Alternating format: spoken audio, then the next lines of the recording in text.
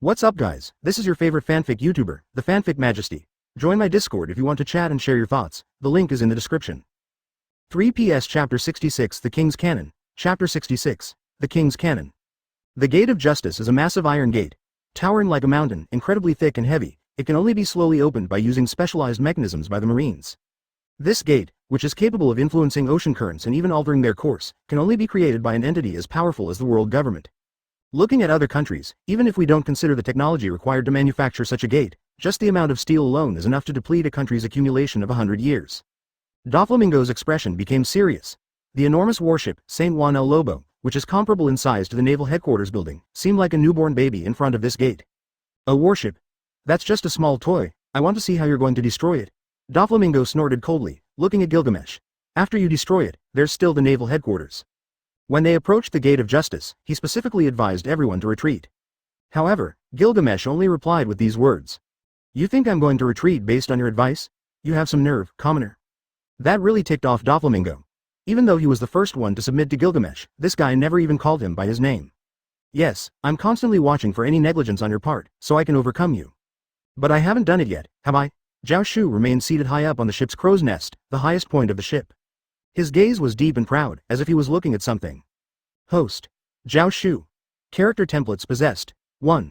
Uchiha Madara, 74%. 2. Saitama, 65%.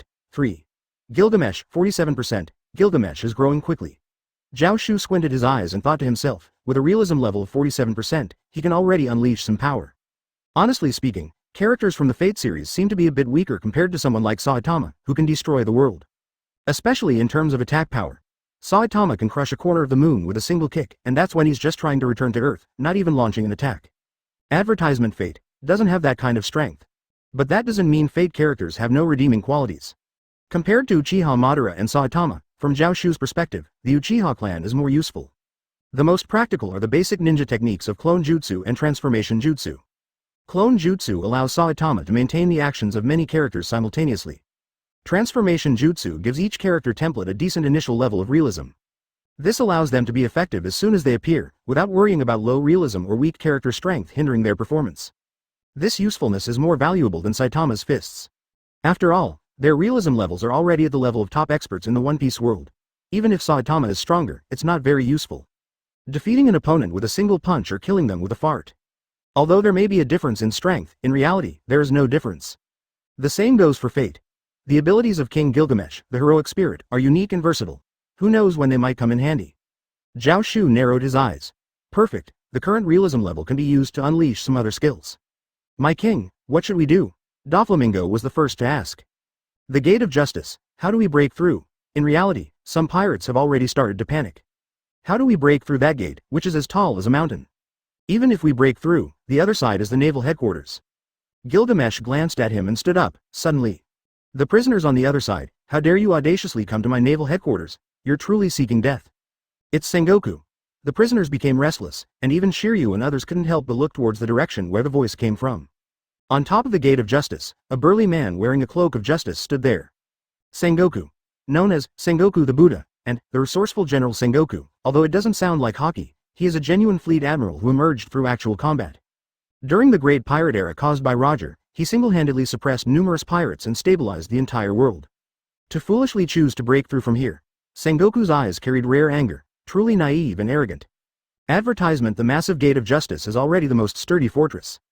Behind the gate are 50 warships, each equipped with elites. On the gate, there are admirals and fleet admirals stationed. In the face of this military force, any thoughts of breaking through are nothing but foolish fantasies. Sengoku sternly shouted, "Your name is Gilgamesh, right? Your foolish fantasies will be destroyed by us, the naval headquarters." Suddenly, the figure standing at the highest point, wearing golden armor, raised his head and calmly looked at him. Sengoku's pupils contracted. Destroy fantasies. Gilgamesh's expression was incredibly calm. I did that over 4,000 years ago. In the next second, he waved his large hand, as if commanding something. Prepare the arrows, I permit it. Suddenly, behind him, a dusty illusion appeared. Within the illusion, there was a massive ancient city wall. The wall wasn't particularly tall, but it was incredibly wide, as if an entire city had been directly transported. What is that? Sengoku furrowed his brows. Doflamingo turned his head in surprise. Shiryu squinted his eyes. The illusion was ethereal, yet incredibly real. So real that they could almost hear the sounds of people moving behind the illusory city wall. The determination of a king saturates the land. Gilgamesh was incredibly calm. Watch closely how the ultimate treasure protects Uruk. In the next second, countless golden lights shot out from within that city wall, arrows rained down. The king's cannon, in an instant, everyone's expressions change. Testimonials on the shelves. Seek your attention. After about 20 days and a total of 120,000 words, the pirate novel is finally going to be published. First of all, I would like to thank all the readers for their support. To be able to reach the end with the readers, I believe this book has met their expectations.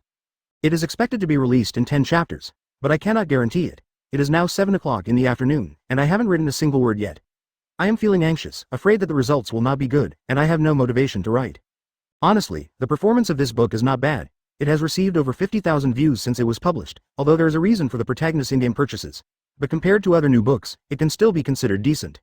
Of course, there have been some issues as well. The biggest problem with this story is the comparison of the characters from different worlds with the characters from the pirate world and other characters. Some people think that the characters from this world are very strong and present evidence to support their claims. How can a character from that world be weaker than XX? No one can give an answer to this question because these are people from two different worlds. Normally, they would never even meet, but they encounter each other in this book. What can I do about it? I can only describe their strength based on my own speculation. There are definitely parts that do not meet everyone's expectations, but there is nothing I can do about it. After all, the systems of the different worlds are different, and it is too difficult to find a standard level that satisfies everyone. It is almost impossible. Advertisement. This is also a problem that has appeared in almost all of my works in this genre. But this is ultimately a minor issue. Most of the readers are understanding and overlook these small flaws and problems. But the real problem is, the website is suppressing me. Before I started writing about pirates, various pirate novels were being promoted, and they even appeared on the ranking list. But as soon as I started writing about pirates and signed a contract, the website held a meeting and said, "No, recently there are too many fanfiction works. We need to suppress them. We are an original literature website." Yes, I'm not joking. After that meeting, I never saw a single fanfiction work being promoted on the website. As a result, my data doesn't look good, and now I can't even get a single promotion. Even though my data is more than twice as much as some other books. But it seems I don't have a share. I still don't have a share. Advertisement. Fortunately, there will be another opportunity. After the new book is released, maybe we can get a recommendation on the cover. Because these recommendations are usually given to books with good subscription data, they might be placed above the original works. Without a new book, our subscriptions will inevitably decrease, and we will suffer a bit. The pirate genre is bitter in my heart, and there are things I want to say about the pirate genre. Chapter 67. Break through the gate of justice. The first update asks for subscription. Chapter 67. Breaking through the gate of justice. First update, seeking subscriptions. Wang's Cannon, Melamu Dingir. Rank. B-type. Anti-army, anti-fortress noble phantasm. Launched from the Uruk fortress, it is a long-range bombardment. It is not just Gilgamesh, but a shocking barrage launched by the collective power of the Uruk people who lived in the Age of Gods. Gilgamesh, filled with heartbreak, loads his collection onto the crossbow and hands it over to the soldiers to operate. This is Gilgamesh's noble phantasm in his caster form, and its power is not directed at individuals. It is aimed at armies, it is aimed at cities. In the next second, golden radiance flickers, dazzling and magnificent. Countless swords pour down like a torrent. Doflamingo is dumbfounded, Shiryu is astonished, Sengoku is amazed. Boom. Boom. Boom. Boom. It is as if countless cannons are firing, causing the sea to sway. What kind of ability is this? Sengoku is dumbfounded. He feels that the gate of justice beneath his feet is constantly trembling and groaning. -550. This is bad. Sengoku's expression changes, and he jumps to the side abruptly. In the next second, the gate of justice suddenly cracks open. The cracks grow larger and then shatter with a loud noise. Boom. Boom. Boom. The enormous steel gate has now turned into fragments, falling one after another. Along with the marine soldiers defending around the gate of justice, they are either affected by the shockwaves of Wang's cannon's attack or simply fall along with the shattered gate of justice. Doflamingo and the others are all stunned. The gate of justice has stood here for who knows how long. But now, it has shattered with a loud noise. Advertisement. All because of one man's attack. However, in the next second, Doflamingo bursts into laughter. Ha ha ha. Seize the opportunity now. Charge. We can break through the naval headquarters. At the same time, the other prisoners also react and immediately raise their heads, revealing sinister smiles. Hope is right in front of them. With the efforts of the prisoners, 3 warships charge straight ahead. Damn it. Damn it. Damn it. Sengoku jumps down from the gate of justice, smashing the incoming fragments while staring fixedly at the pirates in front of him, his eyes almost bulging. The gate of justice, an existence crowned by the Marines as justice, has shattered like this? And most importantly, evade quickly, evade quickly. Behind the Gate of Justice, countless warships hastily turn back. What they need to avoid is not only the giant rocks falling from the Gate of Justice but also the rushing water that surges out as the Gate of Justice opens. The rushing water not only affects the marine ships but, more importantly, the falling rocks are carried by the water, resembling torpedoes. Meanwhile, the golden sword rain in the sky shows no signs of stopping, continuously venting forward. Sky, sea, and water flow. What can marine ships, even with Shizune and many high-level forces like vice admirals and admirals, do? It would be good enough if they can protect their own ships. And now, the prisoners' warships are charging towards them. Gilgamesh's king's cannon gradually stops, but with just one strike, it almost destroyed an entire fleet of 50 warships. Don't even think about escaping. Sengoku charges forward without hesitation, his smiling face now resembling an angry lion. Don't be so impatient, Marshal Sengoku. Doflamingo emits his signature laughter, blocking his way. Wouldn't it be nice to play with me here for a while? Doflamingo's mouth carries a smile, and his eyes show excitement. Strong. He is truly strong. This man named Gilgamesh can bring surprises everywhere he goes. Since that's the case, Doflamingo doesn't mind lending a hand now. Advertisement after all, there are also Doflamingo's subordinates among the warships. Standing beside him are also Shiryu of the Rain, Zanyu Hunter Catherine Dupin, and the bartender Basque, D-Ace. One by one, they show smiles and stand in front of Sengoku. Each of these people is a renowned and promising powerhouse, and even in the face of Sengoku, they have no fear. Perhaps one person alone cannot defeat Sengoku, but if everyone attacks together, there is nothing to fear. Damn it. Sengoku is even more furious, but how many marine forces can arrive in time? Garp and the admirals are helping to shatter the giant rocks and protect the warships. Sengoku is driven by anger and disregards the damaged fleet, pushing through forcefully. But if the other admirals don't protect the fleet, how many of these 50 warships can be preserved? How many people can survive here? This place represents the full strength of the entire naval headquarters. Once lost, what can they rely on to maintain justice? Sengoku clenches his teeth, without hesitation. A huge golden statue of Buddha appears out of thin air. Zone-type mythical zone fruit.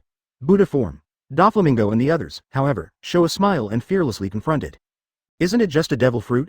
Do you think we don't have any? With everyone joining forces, are you still afraid? As expected, Marshal Sengoku is easily entangled, and although Admiral Akainu also ignores the losses suffered by the Marines and attacks, he is intercepted by world destroyer Brindi World. And during their battle, the warship filled with prisoners calmly passes by. They emit cold laughter, their faces fierce and exceptionally menacing. However, Sengoku and the others don't even spare them a glance, not even dispersing much attention to Doflamingo and the others fighting beside them. They only look at the figure in the golden armor standing at the highest point on the warship. They watch as he casts a contemptuous gaze at them and then leaves with arrogance. Damn it, damn it, damn it. However, whether it's Sengoku or Akainu, in the end, they can only watch all of this with anger. They watch as they easily leave. Chapter 68 Please pursue Saitama Rear Admiral, second more please subscribe. Chapter 68. Please Saitama Rear Admiral to pursue, second update, please subscribe. Have the prisoners broken through the gates of justice and broken through the Marines' encirclement? Originally, the news was still just hot and hadn't completely gone crazy yet, but in an instant, it was filled with news about the prisoners. Bartolomeo the cannibal returns to the scene. The mysterious moonhunter, Katarina Dopung, where will she begin her hunt? Heavenly Yaksha Doflamingo, this dangerous man will return to the throne of darkness. Similar news piled up, as if in an instant, this sea became dangerous. In reality, it was indeed the case. This group of extremely wicked criminals would definitely raise the level of danger in the entire sea area by a large degree. It might even impact the stability of the New World, which had already begun to stabilize. However, what truly drove the news agencies crazy was the figure standing at the top. Who is this man? King of Heroes, Gilgamesh. Where is he the king of? 50 marine warships are powerless against this man. What abilities does he possess? In the previous issue of the news, Marine's solemn guarantee had not yet dissipated, but what followed was a pile of warship wreckage. At the same time, there was the dazzling figure of that man. The name Gilgamesh instantly became popular in the Four Seas and the Grand Line. Whitebeard squinted his eyes. Another mysterious and powerful individual like the Uchiha team? Shanks rubbed his chin. This sea has been quite lively lately. Hawkeye looked at the newspaper, lost in thought. Judging from his weapons, it seems that many of them are sword-type weapons, but is he really a swordsman? Even the Revolutionary Army, which had been steadily accumulating strength, showed some signs of unrest. Dragon held the newspaper that had just arrived and smiled at Uchiha Madara. Another powerful individual who suddenly emerged, just like you. This sea is truly full of heroes. Uchiha Madara held the newspaper. Yes. Do you know this Gilgamesh person? Dragon curiously asked. With both of them suddenly appearing, it was inevitable that he couldn't help but make some associations. It wasn't that he thought the two were the same person, but rather he suspected that both of them were not well known for the same reason. I'm not sure. Uchiha Madara calmly replied, advertisement. Of course, he knew about Gilgamesh. Before Zhao Xu's main body left, he had already obtained Gilgamesh's template and then created his clone. I see. Dragon smiled, but judging from his appearance, he doesn't seem like someone who would willingly submit to others. His subordinates are also quite dangerous. It seems that it would be impossible to absorb him into the ranks of my revolutionary army.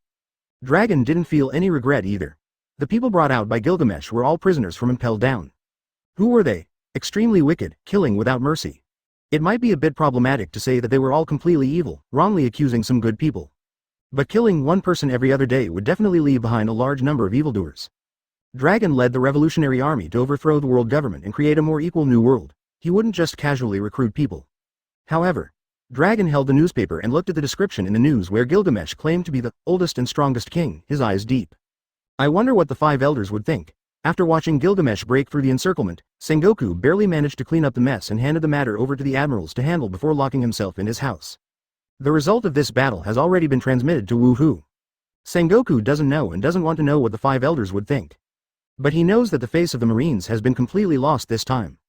Gathering 50 warships, surrounding the Gate of Justice, with the naval headquarters right beside it, admirals and marshals all present. But the result is that those prisoners still managed to escape. The guarantee of the Marines in the newspaper that not a single criminal will escape still echoes in his ears, but the next moment, a slap lands on the face of the Marines. Could it be that I, as a marshal, am really so inadequate? First Uchiha Madara, then Gilgamesh. Sengoku can't help but move his lips slightly, his face showing a complex expression. 2 extremely heinous criminals have both struck the face of the Marines, yet they still remain at large. Sengoku, the marshal who suppressed the era of pirates after Roger's death, can't help but doubt himself. Am I really so unsuitable to be a marshal? Suddenly? Report. Flowers. Advertisement? Sengoku furrows his brow. Come in. A communication soldier walks in quickly and says, Marshal Sengoku, there's a contact. From the 5 elders? Sengoku self-mockingly smiles. I guess it's another punishment, or perhaps they want me to step down. It's a contact from Rear Admiral Saitama. The communication soldier pauses and says, Saitama. Sengoku is also taken aback. He knows Saitama, who has considerable strength. After the failed expedition against Uchiha Madara, the Marines elevated him as a rising star, maintaining the dignity of the Marines. Saitama also lives up to Zephyr's evaluation of him. He is indeed a person full of justice, almost constantly fighting against pirates during this time. Even among the group of prisoners taken away by Gilgamesh, many were sent to Impelled Down by Saitama. This time, when Gilgamesh led the prisoners in their escape, naval headquarters asked for Saitama's location, but it was too far away. Although the order to mobilize was issued, they ultimately didn't catch up to the battle. Yes. The soldier nods.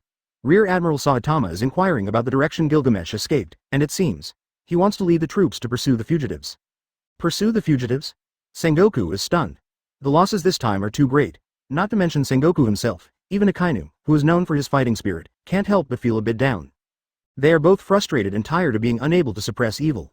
Even Sengoku, with his firm determination, can't help but doubt himself for a moment. But Saitama. Sengoku squints his eyes, and the figure of that silly and cute person seems to appear before him. It seems that only he, no matter what happens, will always maintain that silly expression and tirelessly uphold justice. No matter how strong the enemy, he won't waver, because I am a hero driven by interest, Sengoku is silent for a moment, then suddenly stands up.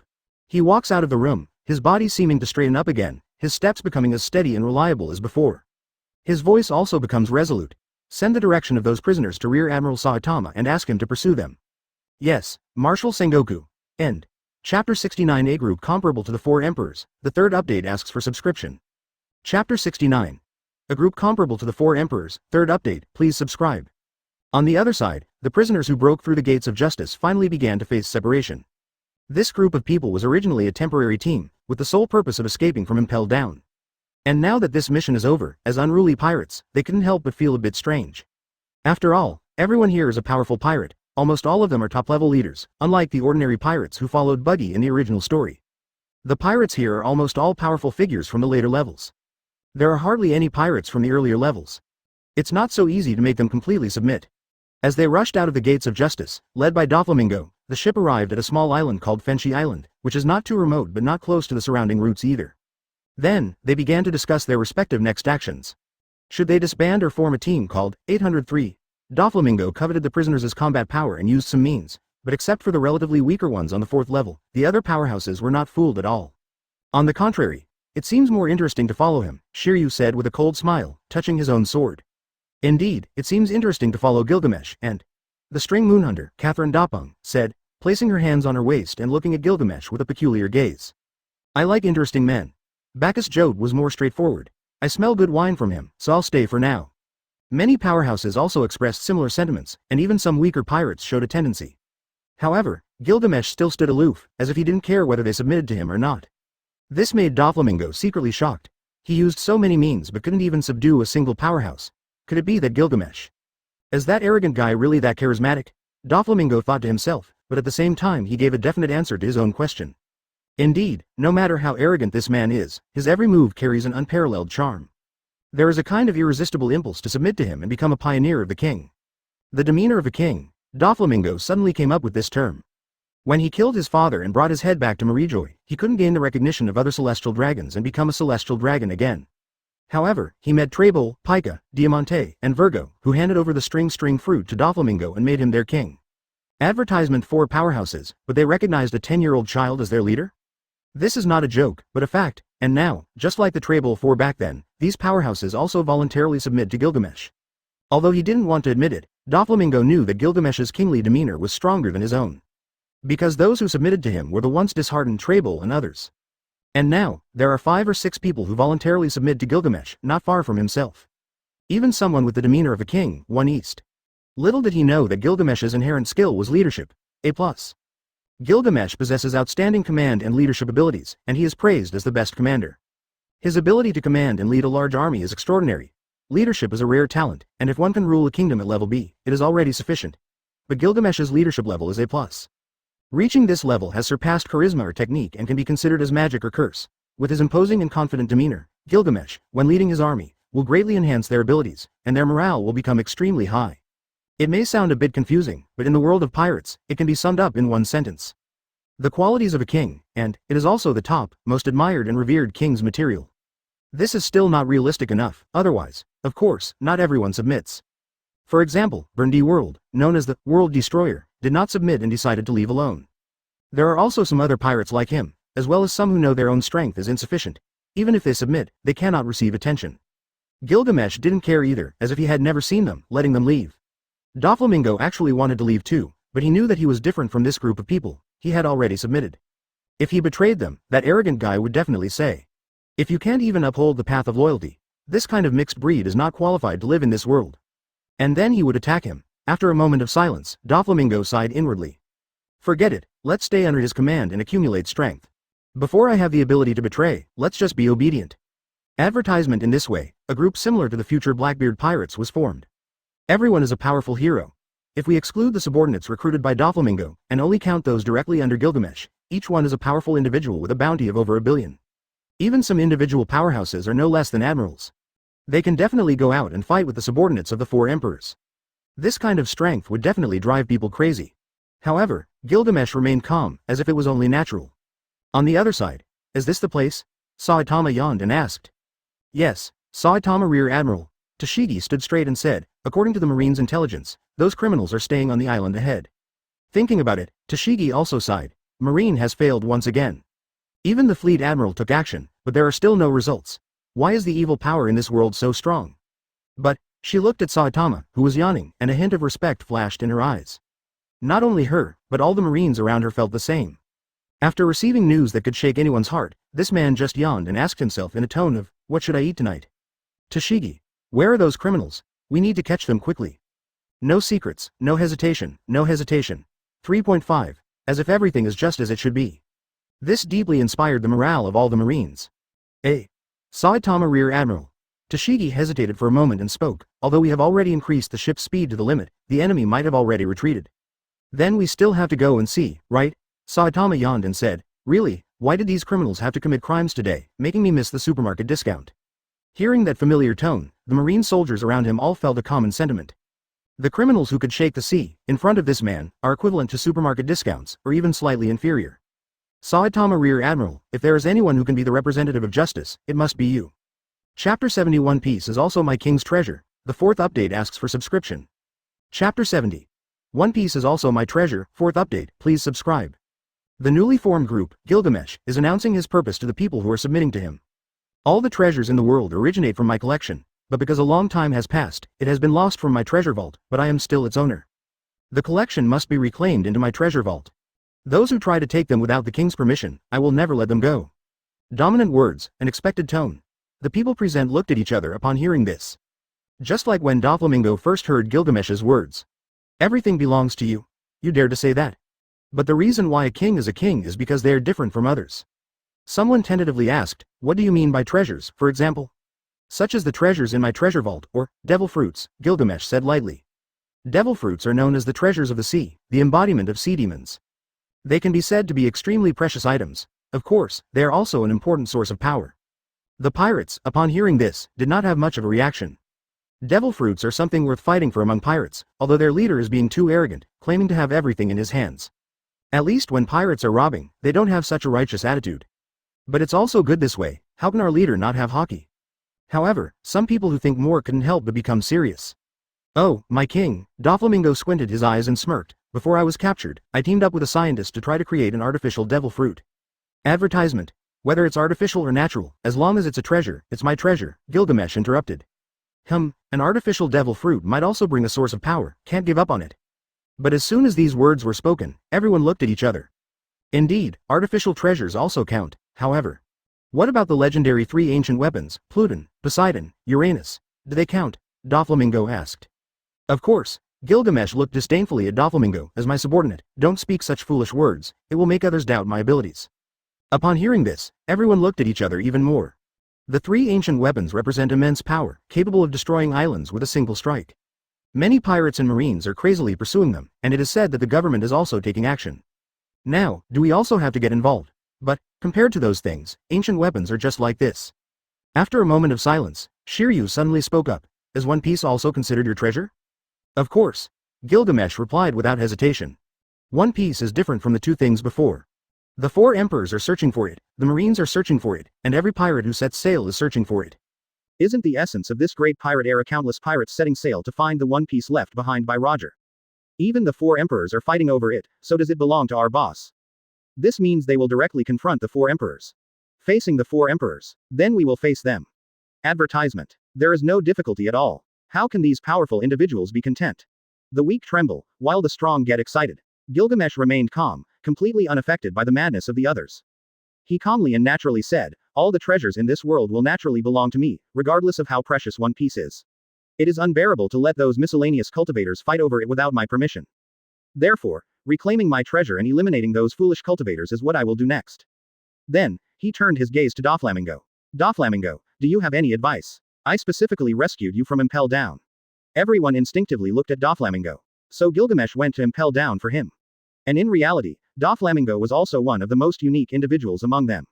He had a relatively short time in prison and had not completely severed his ties with his original subordinates. Now, he had even absorbed many of the prisoners from Impel Down and made them his direct subordinates. If Gilgamesh's subordinates were ranked, he would definitely be the strongest one, 407. He. Doflamingo let out a series of unique laughter and said, I will immediately contact my original subordinates. It shouldn't be difficult to find some traces of devil fruits and obtain some. But I think the first thing we should solve is not the issue of devil fruits, but the ship. The ship. Everyone was taken aback, then nodded one after another. In the world of One Piece, the terrain is mostly islands, and ships are the most important means of transportation. Most of them were pirates before, so they naturally understood the importance of ships. The ship they were currently on was only taken from Marine during their time in Impel Down, and it still had Marine flags hanging on it. It didn't match their identities or their strength. After all, Marine's ships also have different ranks. Do you have any information about a ship that is worthy of me? Gilgamesh asked. As a king, only the best. The top notch. Of course, and it's a ship that suits our identities very well. Doflamingo revealed a meaningful smile. Have you ever heard of the thriller Bark? Chapter 71 Zhao Xu shows a smile. Please subscribe for the 5th update. Chapter 71. Zhao Xu reveals a smile. 5th update. Please subscribe. After the fugitives disbanded, not everyone followed Gilgamesh. There were always some ambitious individuals who couldn't stand loneliness, or killers who couldn't suppress their desire for slaughter, who left the group. Fenchi Island is not a large island, and the warships taken away by Gilgamesh were mostly occupied by his group, so they couldn't generously share them with others. Therefore, the only means for these people who left was to snatch. Having been locked up in prison for too long, their desire for slaughter surged. And so, ha ha ha, kill, kill, kill, a man clad in armor laughed heartily. You guys, quickly find any ships we can use. Yes. The others, wearing prison uniforms, revealed sinister smiles. These prisoners were not good people to begin with, and as soon as they left Gilgamesh's side, they immediately started fighting amongst themselves. Naturally, the strong prevailed. The ambitious individuals with great strength forcibly subdued the prisoners and immediately became a formidable force. Although they were only picking up the leftovers from Gilgamesh, the remaining people were also powerful figures in Impel Down, and their reputation as notorious pirates extended far and wide. Killing, burning, and looting were their specialties. Sengoku. Garp. The man in armor squinted his eyes. One day, I, Heavy Armor Bolton, will make you pay. Heavy Armor Bolton, a level 6 criminal from Impel Down, was captured by Garp in the past and now brought out with Gilgamesh's actions. With his proud and arrogant nature, he naturally didn't want to submit to anyone and became one of the strong pirates who left. Of course, there were many people like him. For example, World Destroyer Burndy World, who was similar to Heavy Armor Bolton, except that he left alone without gathering a crew like Bolton did. Captain, a marine warship is approaching. A criminal reported.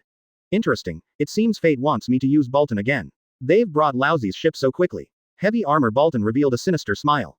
You guys, follow me. They immediately abandoned the killings on Fenshi Island and headed straight for the coast. Sure enough, they immediately saw a warship docked there. And on top of that warship was a bald man with a vacant expression.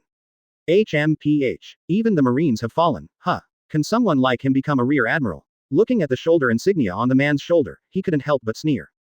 Advertisement. Heavy Armor Bolton grinned widely and walked over. His fierce aura was evident at a glance. Saitama's innocent eyes looked over and saw a fierce and towering man who was almost half a head taller than him. Saitama, be careful, that's one of the escaped prisoners, Heavy Armor Bolton. He used to have a bounty of 260 million berries and is a zone-type devil fruit user with the ability of an ancient armored dragon. Tashigi immediately checked the intelligence and said. The Marine's intelligence system was not built in vain. Almost everyone who came out of Impel Down had detailed information, which was sent to Tashigi's side. Tashigi couldn't help but show a hint of nervousness on her face as well. These criminals had escaped from Fleet Admiral Sengoku himself, and they were completely different from the people they had previously arrested. Die, Marine, Heavy Armor Bolton roared. You will become the sacrifice for Lousy's pirate crew to set sail. Boom. He simply threw a punch. In an instant, darkness enveloped the world. Splash. The enormous body was instantly blasted away, without even having the chance to use a devil fruit power. It was instantly obliterated halfway. Tashigi. 11. Sure enough, Saitama Rear Admiral is still the same Saitama Rear Admiral. Tashigi, bring the people down. Saitama's voice was still relaxed and lazy. This town seems to have been destroyed by those pirates. Let's quickly capture those criminals, like that guy named Gilgamesh. Oh, yes, Saitama Rear Admiral. Tashigi was stunned for a moment, and quickly organized the crew to disembark.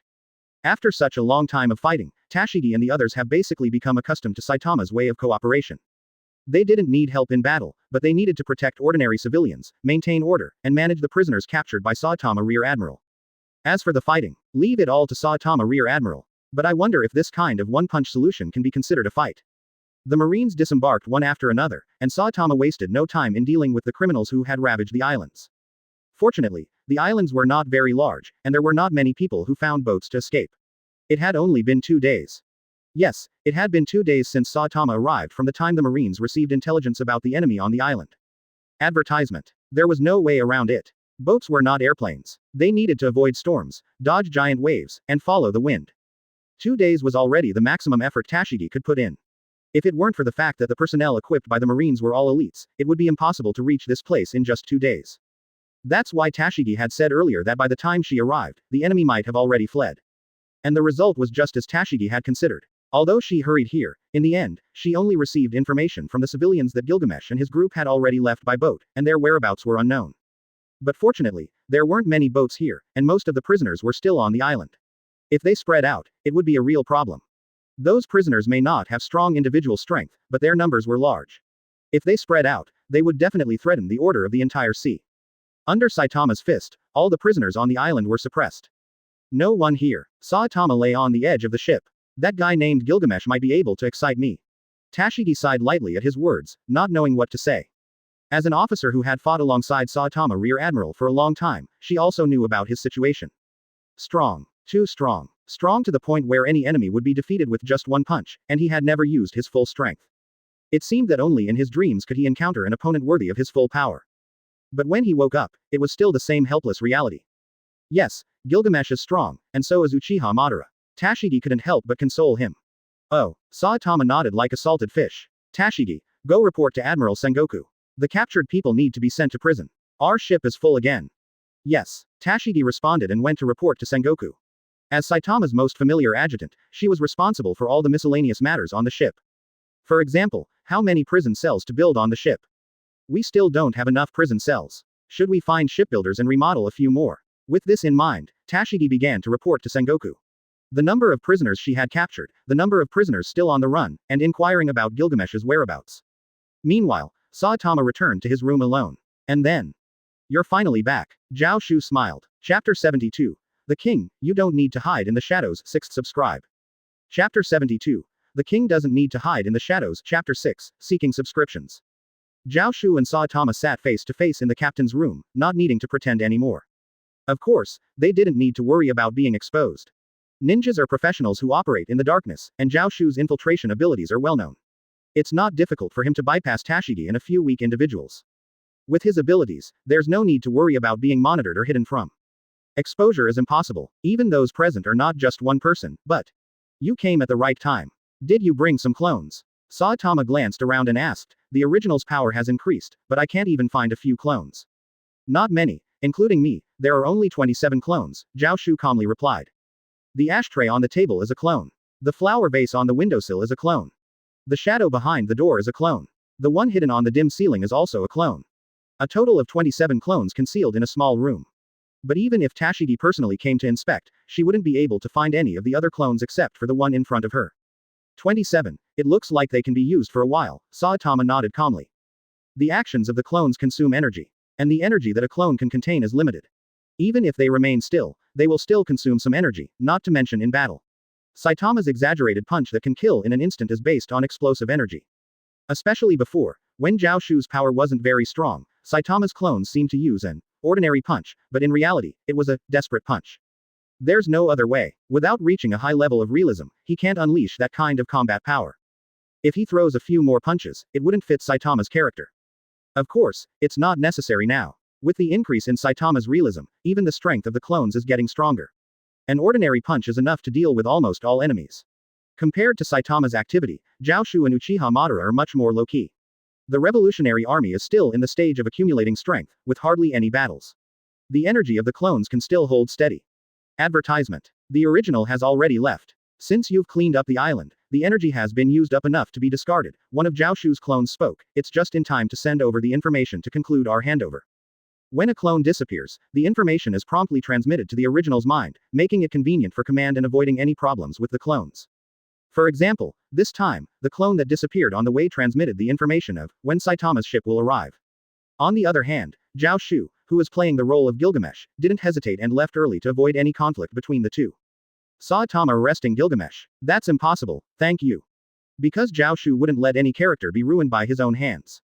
Saitama defeating and killing Gilgamesh with one punch. What about Gilgamesh? If he can't be killed by a punch and can't be defeated, how will Saitama's character be resolved? There's no possibility of a fight between the two, just like Uchiha Madara and Saitama. Saitama nodded and in the next second, he turned into smoke and disappeared. At the same time, the handover was successful. These clones should be able to last for a while longer. Zhao Xu, who was playing the role of Gilgamesh, sighed inwardly. With the continuous enhancement of several templates, he was also becoming stronger. Even though the Uchiha Madara template didn't receive much enhancement, the original body became stronger, allowing the clones to last a bit longer. Of course, for Zhao Xu, this was just a small matter. Now, what needed to be done was kill. Ha ha ha, where's Moria? Why isn't he coming out? Don't rely on those zombies, what use are they? In the dense fog that obscured the sky, a group of fierce pirates dressed in prisoner clothes stepped onto the muddy ground and marched straight ahead. Countless zombies crawled up and charged. But in the next second, they were easily torn to pieces by the pirates. Salt, seawater, restraints, advertisement. The huge difference in strength made these useless things unnecessary. Flowers, please. Gilgamesh only glanced briefly at the battle ahead before looking around. The thriller bark stood tall in the mystical triangle zone, resembling an island, but it was indeed a sailboat. With its enormous size, even giants could easily fit on it. It was definitely the largest ship in the world. Not bad. Gilgamesh smiled. Doflamingo, this ship is good. You've done well. I feel honored, Your Majesty. Doflamingo chuckled and made an exaggerated gesture of gratitude. It is the duty of a king to commend the efforts of his subordinates. You don't have to be like this, Gilgamesh said with a smile. But after I completely control this ship, let's sail it to a sunny place. 0. King, Don't hide in the shadows. As the oldest hero king, Gilgamesh believed that he should possess everything in the world. He often disregarded others' feelings, acted aggressively, and employed cruel methods. At the same time, he also had a broad-minded and tolerant side. He spoke his mind and was both merciless in punishment and generous in praise. The powerful pirates next to Gilgamesh also looked around. This ship would be their territory from now on. As for Moria, hey, although Moria's reputation is strong now, with the fame of challenging Kaido and surviving, and even becoming one of the 7 warlords of the sea, facing the people present, a small Moria was nothing. Of course, even the weakest enemy has the ability to resist. They were waiting for Moria to make a move. But before Moria could arrive, pale ghosts floated over one by one with cheerful voices. Everyone looked up. What kind of ability was this? Gilgamesh narrowed his eyes. So Perona is already on Moria's ship. Damn it, there was a problem with the previous chapter, and it got mixed up. I've already corrected it now. Chapter 73 Doflamingo everyone.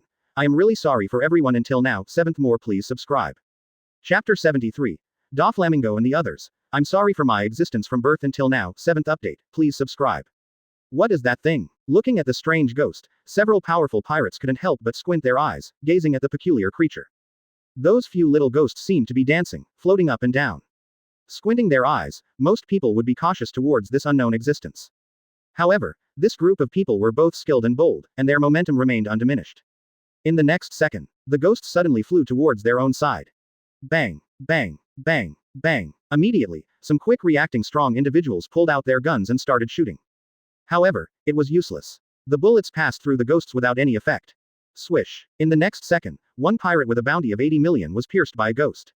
However, a hint of surprise flashed in the eyes of the crowd. It seemed that these ghosts couldn't cause any harm to the 530 force.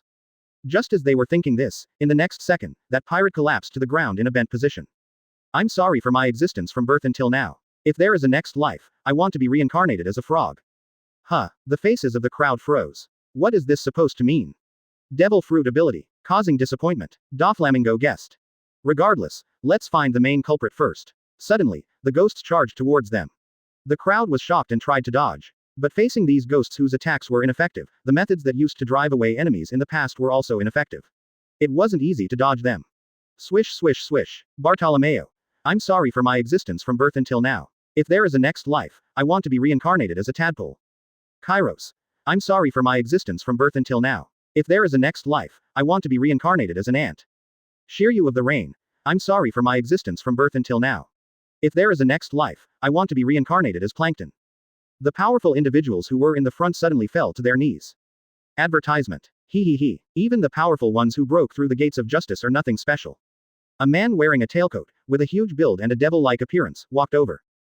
Gecko Moria. Doflamingo squinted his eyes. He. Perona, I didn't expect your ability to be so strong. Moria smiled. From the looks of it, maybe we can capture everyone. The 7 warlords of the sea, Gecko Moria, capturing the prisoners who just broke through the gates of justice. Do you think the Marines should reward me? Ho. Who knows, Moria-sama. A little girl with pink twin tails giggled. These guys may seem strong, but they are nothing compared to the power of my ghost fruit ability. Perona, the user of the ghost fruit ability. She can release multiple negative spirit clones from her body. If someone's body is pierced by these spirits, it can make their hearts extremely depressed. This move is extremely powerful and is one of the few invincible techniques in the pirate world that ignores the enemy's defense. As long as it is not specifically targeted. As this her move, Doflamingo squinted his eyes and suddenly rushed forward. He wasn't afraid of Moria, but when it came to this move, he felt uneasy in his heart too. But in the next second, countless spirits flew out and charged towards Doflamingo. Doflamingo's speed was still good, but the enemy could freely fly and the ghosts that couldn't be forced back. The result is, I'm really sorry for everything from birth until now. If there is a next life, I want to be reincarnated as a bacteria. Holo. It's just you left. Perona let out a cheerful laugh and looked towards Gilgamesh. Gilgamesh's expression remained calm, even now when countless powerhouses besides himself were lying on the ground. Attack! Perona. Moria gave the order, his eyes flashing with determination. Perona was a newcomer that he had discovered, but her devil fruit ability was quite unique, almost invincible. Of course, her physical body was fragile. But that could be compensated for by himself. Gilgamesh. He should be very strong, even **** Guo personally couldn't handle him and could break through the encirclement.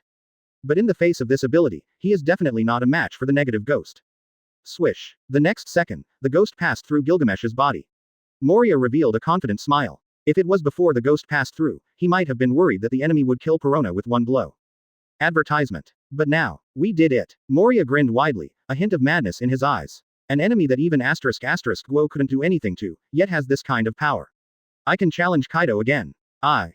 You seem very happy, vagabond. The cold voice made Moria freeze, and the next second, countless light swords came crashing down. Boom, boom, boom. Moria was covered in sharp swords, instantly fatal. The gap in strength was already there, and being careless at a time like this was strange if he didn't die. Perona beside him widened her eyes. How is this possible? How is my ability ineffective against you? Haki is unable to immunize against this kind of ability. Many of the people who fell earlier were skilled in Haki. Ability. Are you talking about this? Gilgamesh casually grabbed a ghost. Of course, it naturally passed through the ghost's body. A mere negative ghost is far inferior to a curse. Even if it's all the evil and curses in this world, I absolutely refuse to be cursed. If I can't even bear this little curse, what kind of king am I? The so-called king is someone who can bear the lives of everyone in the world. Curses are negativity, they are all things I have long carried. Even the black mud of evil in this world cannot devour Gilgamesh's character, let alone mere negativity. Perona widened her eyes. All her abilities depended on her devil fruit, and she herself was similar to an ordinary young lady. An enemy who is not affected by the negative ghosts is almost like a natural enemy to her. This man. About 5 minutes later. Damn it, damn it, damn it. Shiryu roared angrily, gripping his sword tightly. Bartolomeo, who never even drinks 3.9 sake, had his eyes bulging out of their sockets. Even Doflamingo, who has always had a good character and could endure being under Gilgamesh's command, was furious and looked at the twin-tailed girl not far away with killing intent. They all had one thought in their hearts: kill her. Kill her at all costs. Otherwise, their fields. Hey, don't have such murderous intent towards your own people. Gilgamesh suddenly spoke up. Come, let me introduce you to a new comrade, Perona. In the future, you should get along well. Everyone looked at Perona, who was timidly hiding behind Gilgamesh, like a frightened little girl, with a shocked expression on their faces. Gilgamesh, played by Zhao Xu, had a calm expression, but his inner self almost burst out laughing. If only that scene just now could have been filmed, it would have been the most interesting expression on Doflamingo's face. Chapter 74 Saitama, you invite Gilgamesh to become the 7 warlords of the sea. 8th more please subscribe. Chapter 74. Saitama, go invite Gilgamesh to become one of the 7 warlords of the sea. Please subscribe to Chapter 8.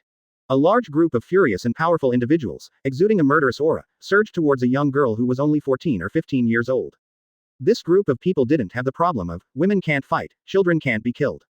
With ferocious expressions and wicked gazes, they attacked like knives.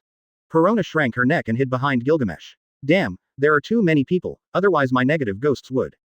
The little girl Perona is not someone to be trifled with either.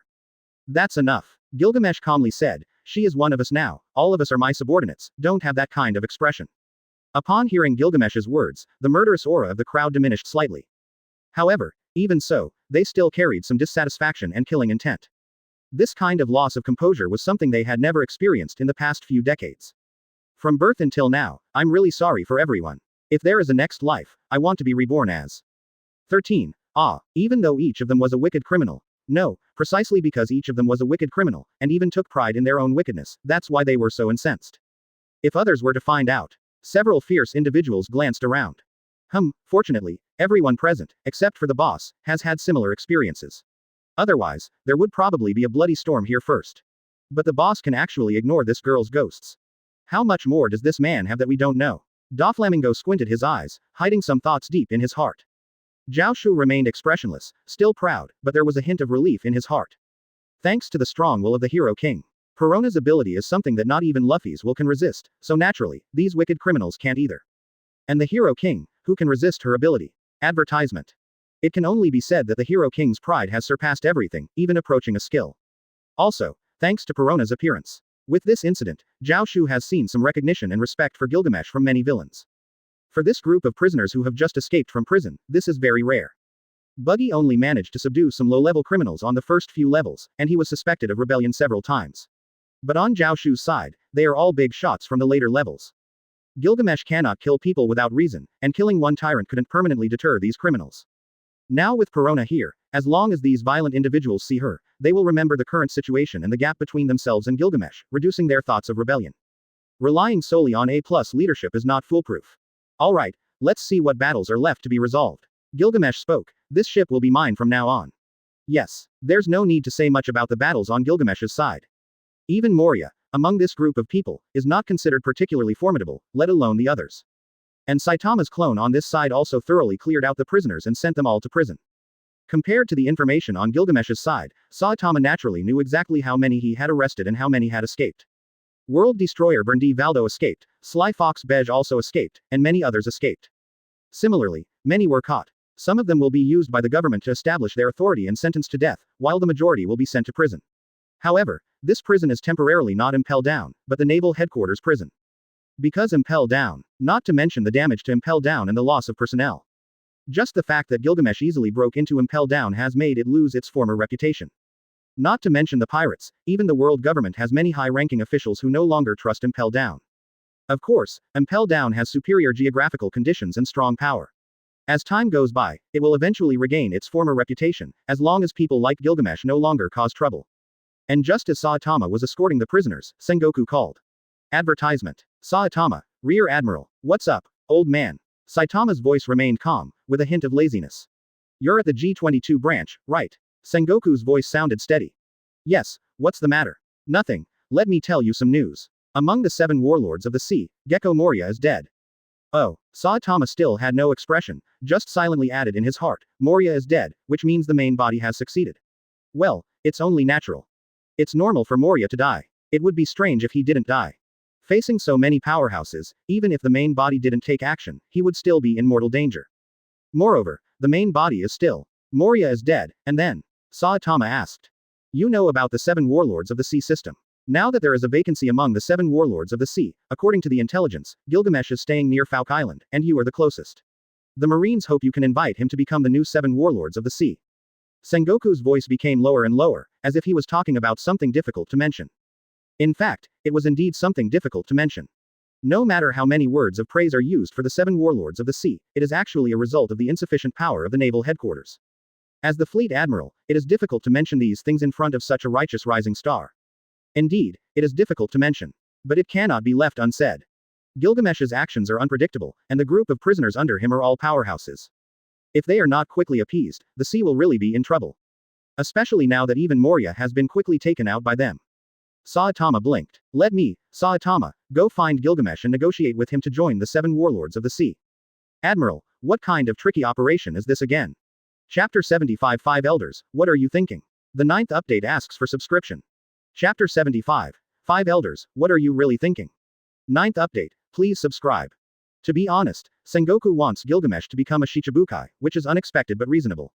In fact, in the future, when Buggy leads a group of prisoners, the Marines also made him a Shichibukai. Doesn't Sengoku see Buggy's strength? Of course he does. But even if Buggy is weak, as long as he becomes a Shichibukai, there will be some restraints. As long as those prisoners are restrained from killing and looting recklessly, what's wrong with having the title of a Shichibukai? Even though Marine was slapped in the face by Gilgamesh, Sengoku deeply understands this principle. He immediately investigates the information about Gilgamesh and sends Marines to the area nearby. Then, they found Saitama. Saitama has strength. Although he is only a rear admiral, not every Shichibukai is personally negotiated with by an admiral. Of course, Gilgamesh is indeed worth having an admiral negotiate with, but the problem is that there is no available minister nearby. In order not to lose this target, Sengoku can only entrust this task to Saitama. Saitama, I know you are somewhat dissatisfied, but when facing those evil pirates, sometimes compromising a little is the best choice to uphold justice. Sengoku takes a deep breath. The Shichibukai system is indeed not a good system, but it is much better than letting the pirates continue to rampage. In order to restrain those prisoners, please suppress your temper here. After all, you are also a Marine. Sometimes, even if you have to bend yourself a little for the sake of our justice, you must endure. Sengoku may not be as strong-willed as Akainu in the future, but he has accumulated considerable assets for the Marines. Akainu dared to place the naval headquarters in the New World after being promoted to Fleet Admiral. In addition to being a man who executes justice thoroughly, it is also because Sengoku left him with substantial assets. Enough to give him the confidence to place the headquarters in the New World. Can you follow orders? Sengoku's eyes carry a plea. At times like this, there is no room for random outbursts of anger. Saitama, alright, as a clone of Zhao Xu, a personal actor who has been practicing for a year and a half, and who likes to pretend, deceive, perform, and be cunning, he says he is not worried at all. But even if he is just pretending, playing a character, he still speaks up. Contain the villains, it seems like the Hero Association has done a similar operation before. Old man, aren't you afraid they will cause trouble? Advertisement. The last time the Hero Association gathered the villains, it didn't seem to have any effect. Sengoku hesitates for a moment and says, Marine has its own considerations. Some things are not suitable to be discussed over the phone, but I can only tell you that Marine is prepared for this. At the same time, we don't intend to continue the system of the 7 warlords of the sea forever. Alright, I understand. Saitama nods. Anyway, these people have been in prison for a long time. Treating it as punishment for their past mistakes is not excessive. After all, every country has different laws. Saitama himself respects the legal system. As for new crimes, if we don't count taking down Moria, we haven't really done anything. After all, we have just come out, and there is Gilgamesh as a supervisor. Well, then I'll trouble you. Sengoku breathes a sigh of relief. Even if Saitama disagrees, there will be other marines to carry out this task. However, if the envoy sent is too weak, it will also affect the deterrence of Marine towards Gilgamesh's team. Then let me first tell you the bottom line of our Marines. Just try to negotiate the lowest price. If you encounter something that can't be resolved, you can use the Den Den Mushi to notify me. Sengoku instructs. Saitama's clone. He even told me the bottom line, so how should I make an offer? The Shichibukai are privileged pirates, but they are more like the royal pirates of the Great British Empire back then. Once there is a problem, the Marines can immediately mobilize. There is an obligation, naturally there is also a right. For example, Doflamingo used this point to become the king of Dressrosa. The Empress used this point to turn the area around the 9 snakes into her exclusive territory. Of course, given Gilgamesh's character, he definitely wouldn't agree. But it doesn't matter. When Zhao Xu broke out of Impel Down, he had already left something behind. Sengoku gave detailed instructions on one side. Honestly, Saitama doesn't really look like someone who can negotiate. But there is no one more suitable around him. Strength. Pirates only look at strength. And Saitama has strength. Just from the pirates he caught during this period, it can be seen that his strength is definitely not inferior to an admiral. The only drawback is that his rank is a bit low, only rear admiral. So, advertisement. Sengoku remained silent for a moment and said, Saitama, for now, take on the rank of Vice Admiral under Edmund in Branch G22. Saitama was stunned. There is no time for a promotion ceremony at the moment. Keep it simple. From today onwards, you are the Vice Admiral of our naval headquarters. Sengoku said in a deep voice. I hope everything goes smoothly and you complete the transaction with Gilgamesh. Saitama's clone. After hanging up the Den Den Mushi, Sengoku let out a long sigh of relief. In reality, there are some things he hasn't told Saitama yet. After Doflamingo was captured by Saitama, Sengoku had already appointed another pirate powerhouse as one of the 7 warlords of the sea. There are many strong individuals in this sea, and those who possess the strength of the 7 warlords of the sea are not just limited to Doflamingo and the others. After Gilgamesh killed Moria, Sengoku himself didn't want to appoint him as a Shichibukai. At least, not now. Appointing him is not a problem, but if you appoint him as a Shichibukai right after he killed one, what would the other Shichibukai think? However, unexpectedly, before he could plan when would be a more appropriate time, the whereabouts of Gilgamesh were discovered by the Good King Intelligence Agency, and the 5 elders directly sent a command. Commanding Sengoku to appoint Gilgamesh as a Shichibukai. Just after committing such a big incident, not even a week has passed since they slapped the Marines' face, and now they are being appointed by the Marines. It's simply a slap in the face. However, this time it was a direct order from the 5 elders, and it cannot be refused.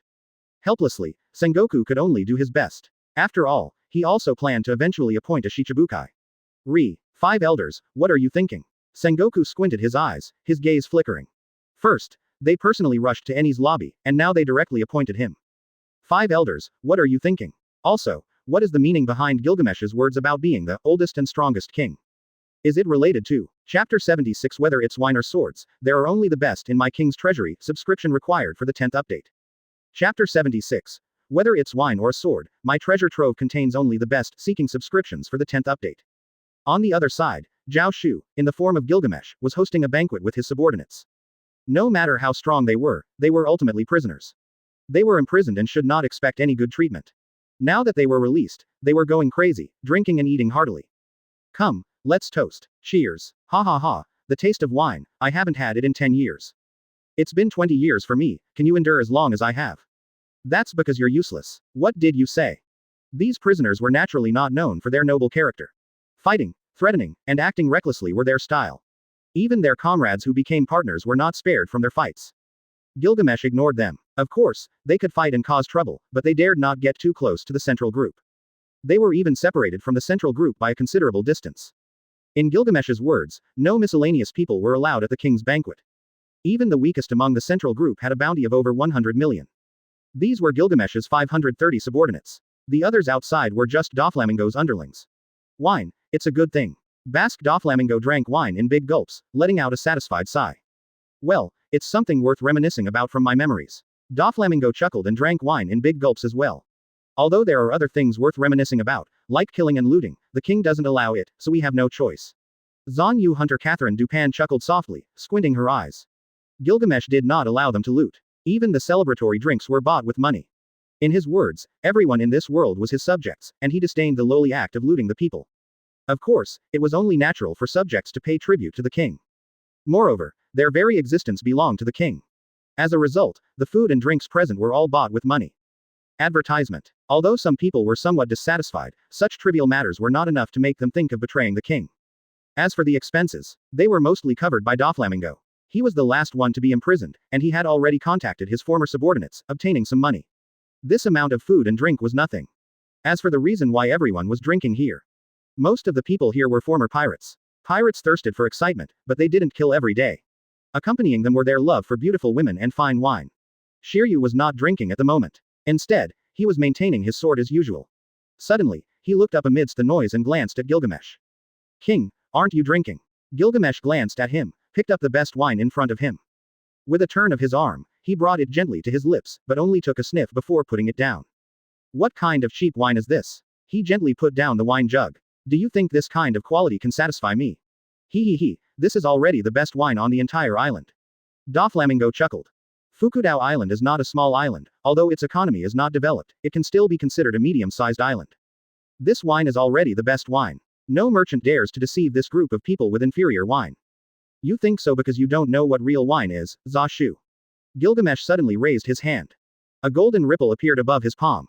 Then, a wine pot, as if made of gold, slowly descended. What is this? Everyone was stunned. Daju Bask Chowti sniffed and suddenly stood up. Watch closely, see clearly.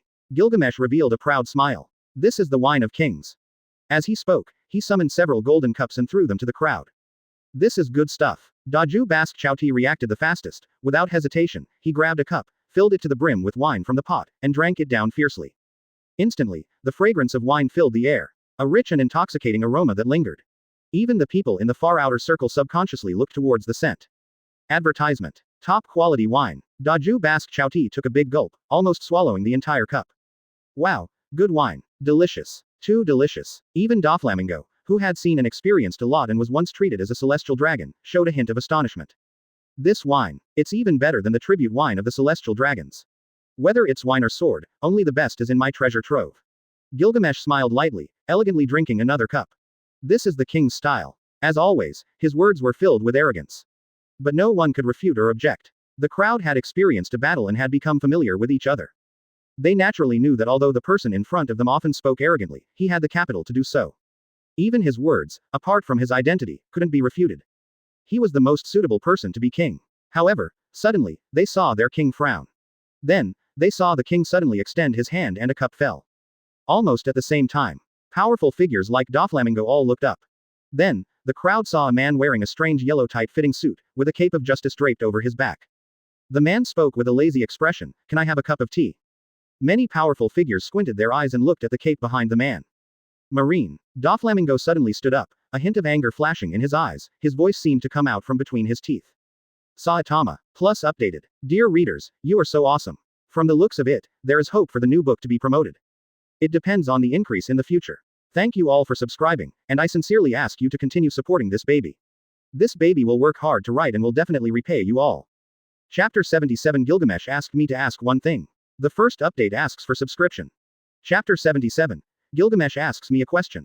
First update, please subscribe. Everyone stared wide-eyed at the man who exuded a sense of decadence, as if he were a salted fish. Why did Marine's rising star come here? To capture us. Although they had only recently been released from prison, they were familiar with Saitama. Perhaps, among the powerful individuals present, many had been captured by Saitama himself. Ira. Doflamingo. Can I have a cup of tea? Saitama asked with a silly expression. We have alcohol here, the wine of kings. Would you like a glass? Gilgamesh chuckled lightly and poured a new glass to the brim. No, I don't like alcohol. Tea is enough, Saitama replied matter-of-factly. It seemed as if he had really come for tea. Ha ha ha, interesting, Gilgamesh laughed heartily. Give him a cup of tea. With that command, someone quickly brought tea. Saitama didn't hesitate and sat obediently among the strong men, calmly drinking his tea. This marine has some guts, the crowd squinted their eyes. To dare stay among such a large group of pirates and still calmly drink tea, this kind of courage was not something an ordinary person could possess. Saitama, what is a Marine Rear Admiral like you doing here? Doflamingo squinted his eyes, his gaze shifting between Saitama and Gilgamesh. Can I sow discord between them, make them? Saitama was the one who sent himself to impel down, so it would be a joke to say he had no resentment. I came to invite your boss to become a Shichibukai, Saitama calmly took a sip of tea and said. Upon hearing this, everyone was stunned. Then, they burst into laughter. Interesting, interesting. The king has only just appeared and he can already become a Shichibukai. The government people really know how to make a move. HMPH, Shichibukai, they're just the government's dogs. How could Yuan Yin possibly go there? A large group of powerful individuals laughed heartily, filled with pride, disdain, and contempt. Advertisement. Saitama continued to drink his tea, sip by sip, resembling an old man. Inviting our king to become one of the 7 warlords of the sea, don't you think your behavior is a bit rude? Doflamingo sneered. What qualifications does a mere rear admiral have to invite our king? Although he said that, Doflamingo's heart was almost torn apart by jealousy. He had put in a lot of effort to become one of the 7 warlords of the sea. But his plan was only halfway through when Saitama captured him and sent him to impel down. Oh, I'm already a vice admiral, Saitama calmly said, casually taking out the vice admiral badge from his pocket, and continued drinking his tea. He really was a vice admiral. So you got promoted to vice admiral so quickly, Doflamingo sneered coldly. Weren't you just a rear admiral before? This person who had captured him should be treated with the importance he deserved. According to his investigation, Saitama was still a rear admiral. Oh, thanks to you all, I got promoted, Saitama calmly said. He really owed it to them. Otherwise, it would have taken Saitama some time to become a vice admiral. After all, vice admiral was the top combat force below marine admiral. Even with numerous achievements, it was not something a person who had joined marine less than 2 years ago could possess. But in the ears of many pirates, it took on a different meaning. I only advanced to vice admiral by catching all of you. Thanks to all of you. What do you mean, kid, are you underestimating us? You're asking for death. In an instant, the already bad-tempered pirates drew their swords one after another. Everyone, stop, Gilgamesh calmly said, the enemy dares to come here alone, but you all are here making a fuss. As subordinates, don't embarrass me. With these words, all the pirates instinctively fell silent. After several days of fighting and getting along, Gilgamesh's prestige had begun to establish. It may not be possible to make everyone fight to the death for him. But it was not difficult to make everyone understand the consequences of embarrassing the king. You want to invite me to become one of the so-called 7 warlords of the sea. When everyone was silent, Gilgamesh took a sip of wine and spoke with arrogance. Yeah, Saitama said with a dumbfounded expression. Become a servant to those rats who ignore me and call themselves kings. Advertisement. Yeah, that's about it. HMPH, you dare to speak such audacious words. ... Flowers please. Do you have any? Thanks for the compliment. I wasn't complimenting you. Gilgamesh's mouth twitched, and he drank a cup of wine. After a while, he suddenly spoke up. I suddenly have an interesting idea. What? Gilgamesh doesn't want to become a 7 warlords of the sea, but wants his subordinate to become one. Sengoku listened to the report from the Den Mushi, his eyes widened. Yeah, he recommended someone named Doflamingo. Saitama's tone was extremely indifferent. Doflamingo. Sengoku squinted his eyes. He had also heard of Doflamingo's name. He was once one of the candidates for the 7 warlords of the sea. Of course, after being caught by Saitama, there was no need to appoint him as a Shichibukai anymore. But that Gilgamesh, he didn't want to become one himself, but he wanted his subordinate to become one. What was he trying to do? Shichibukai, how could it be filled by a pirate's subordinate? Were the Shichibukai listening to the world government or to the pirates? Although there weren't many Shichibukai who particularly followed the world government's orders, at least they were supposed to obey the government in name. As Sengoku thought about it, his anger grew stronger. So, should we refuse him? Saitama's voice, like a dried fish, came through the Den Mushi. But he also mentioned something, although I don't quite understand what he meant. What thing? Sengoku's voice carried anger. Because of the 5 elders, Saitama had to be sent out early to ask, which made Marine lose face. He was already very angry. Now Gilgamesh actually wanted his subordinate to become a Shichibukai, which made him even angrier. He asked me to ask. Saitama's voice remained calm, as the Chief Warden Magellan's condition had impelled down better. Sengoku heard this and his anger instantly cooled down. Silence filled the air for a long time. Until Saitama couldn't help but wonder if there was anyone on the other end of the phone, Sengoku spoke in a hoarse voice. No matter what methods our marine doctors use, his condition shows no signs of improvement. Chapter 78 Doflamingo becomes 7 warlords of the sea. Second more please subscribe. Chapter 78. Doflamingo becomes a 7 warlords of the sea. Second update, please subscribe. The reason why Impel Down's warden, Magellan, whom Zhao Xu didn't kill back then, was not because Zhao Xu couldn't kill him, nor because Zhao Xu didn't know how to finish the job. It was intentional, for the sake of the current operation. The inevitable destruction of the yellow rose Gaib weed. This spear is 1.4 meters long and is cursed with the ability to prevent wounds from healing. After being injured by this dangerous short spear, it will cause irreparable damage. Regardless of regenerative abilities or any healing magic, the damage cannot be avoided. In other words, the wounds caused by this spear will never heal, unless the spear is destroyed or the owner is killed. Of course, in fate, mysteries will submit to higher mysteries. Although this spear is incredibly powerful, the 420 can also eliminate its effects with a similar miraculous power. However, in the world of pirates, it is impossible to heal. As a result, although Magellan relied on his strength comparable to an admiral and survived due to Zhao Xu's mercy, he was saved by the people of Impel Down. However, the wound inflicted by the inevitable destruction of the yellow rose in the upper abdomen area has been unable to heal. Even freezing the surrounding area is necessary to barely stop the bleeding. Well, I can't stab the shoulder or anything. What if someone like Marine or Magellan loses their temper and amputates it? And the foreshadowing at that time is now being put to use. Magellan is an admiral-level combatant, a rare existence even among the talented Marines.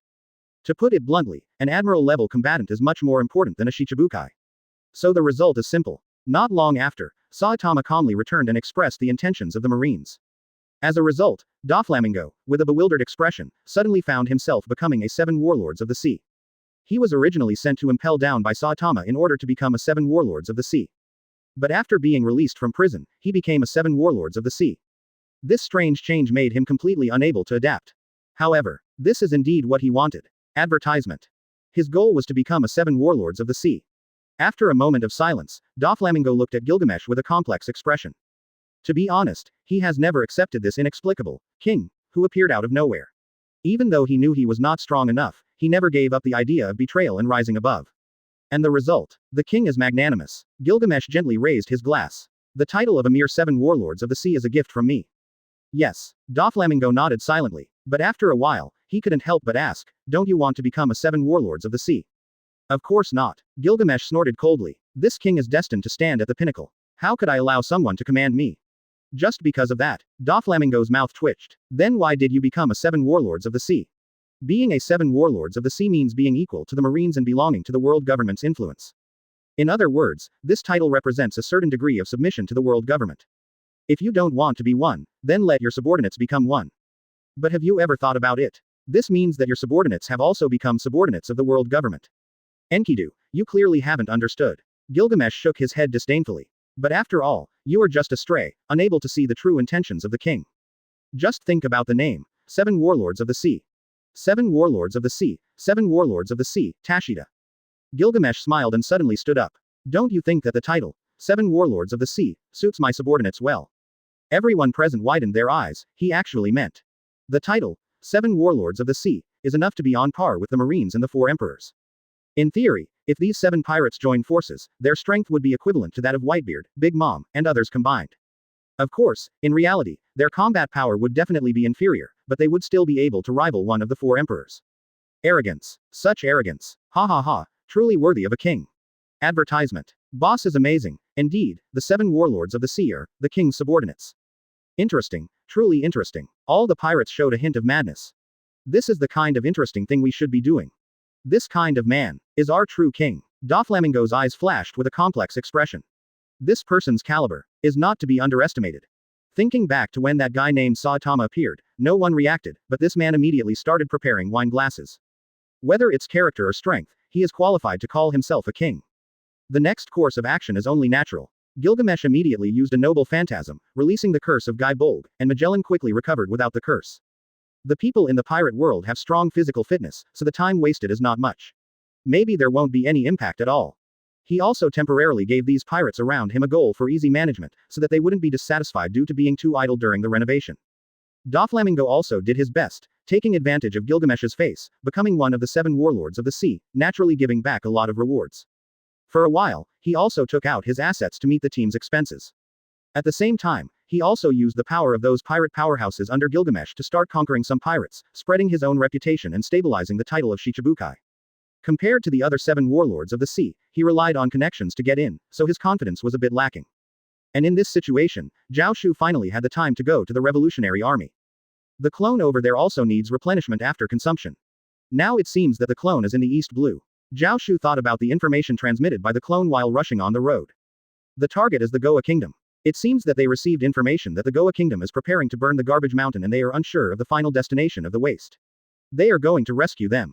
Chapter 79 Ben, what are you going to do? The third update asks for subscription. Chapter 79, Ban, what are you going to do? Third update, please subscribe. Although the Revolutionary Army has not yet launched large-scale activities and is still accumulating strength, it does not mean that they are doing nothing. They punish the aristocracy who oppress and exploit the common people in various places, and rescue the people who have been captured by pirates. If there is a disaster in any region, they will also rush to provide assistance. As for their main task of overthrowing the government, they are indeed working on it, but the frequency is much lower compared to these activities. It may seem like they are not focused on their main task, but precisely because they constantly engage in these activities, they have created a favorable impression in the hearts of the lower class.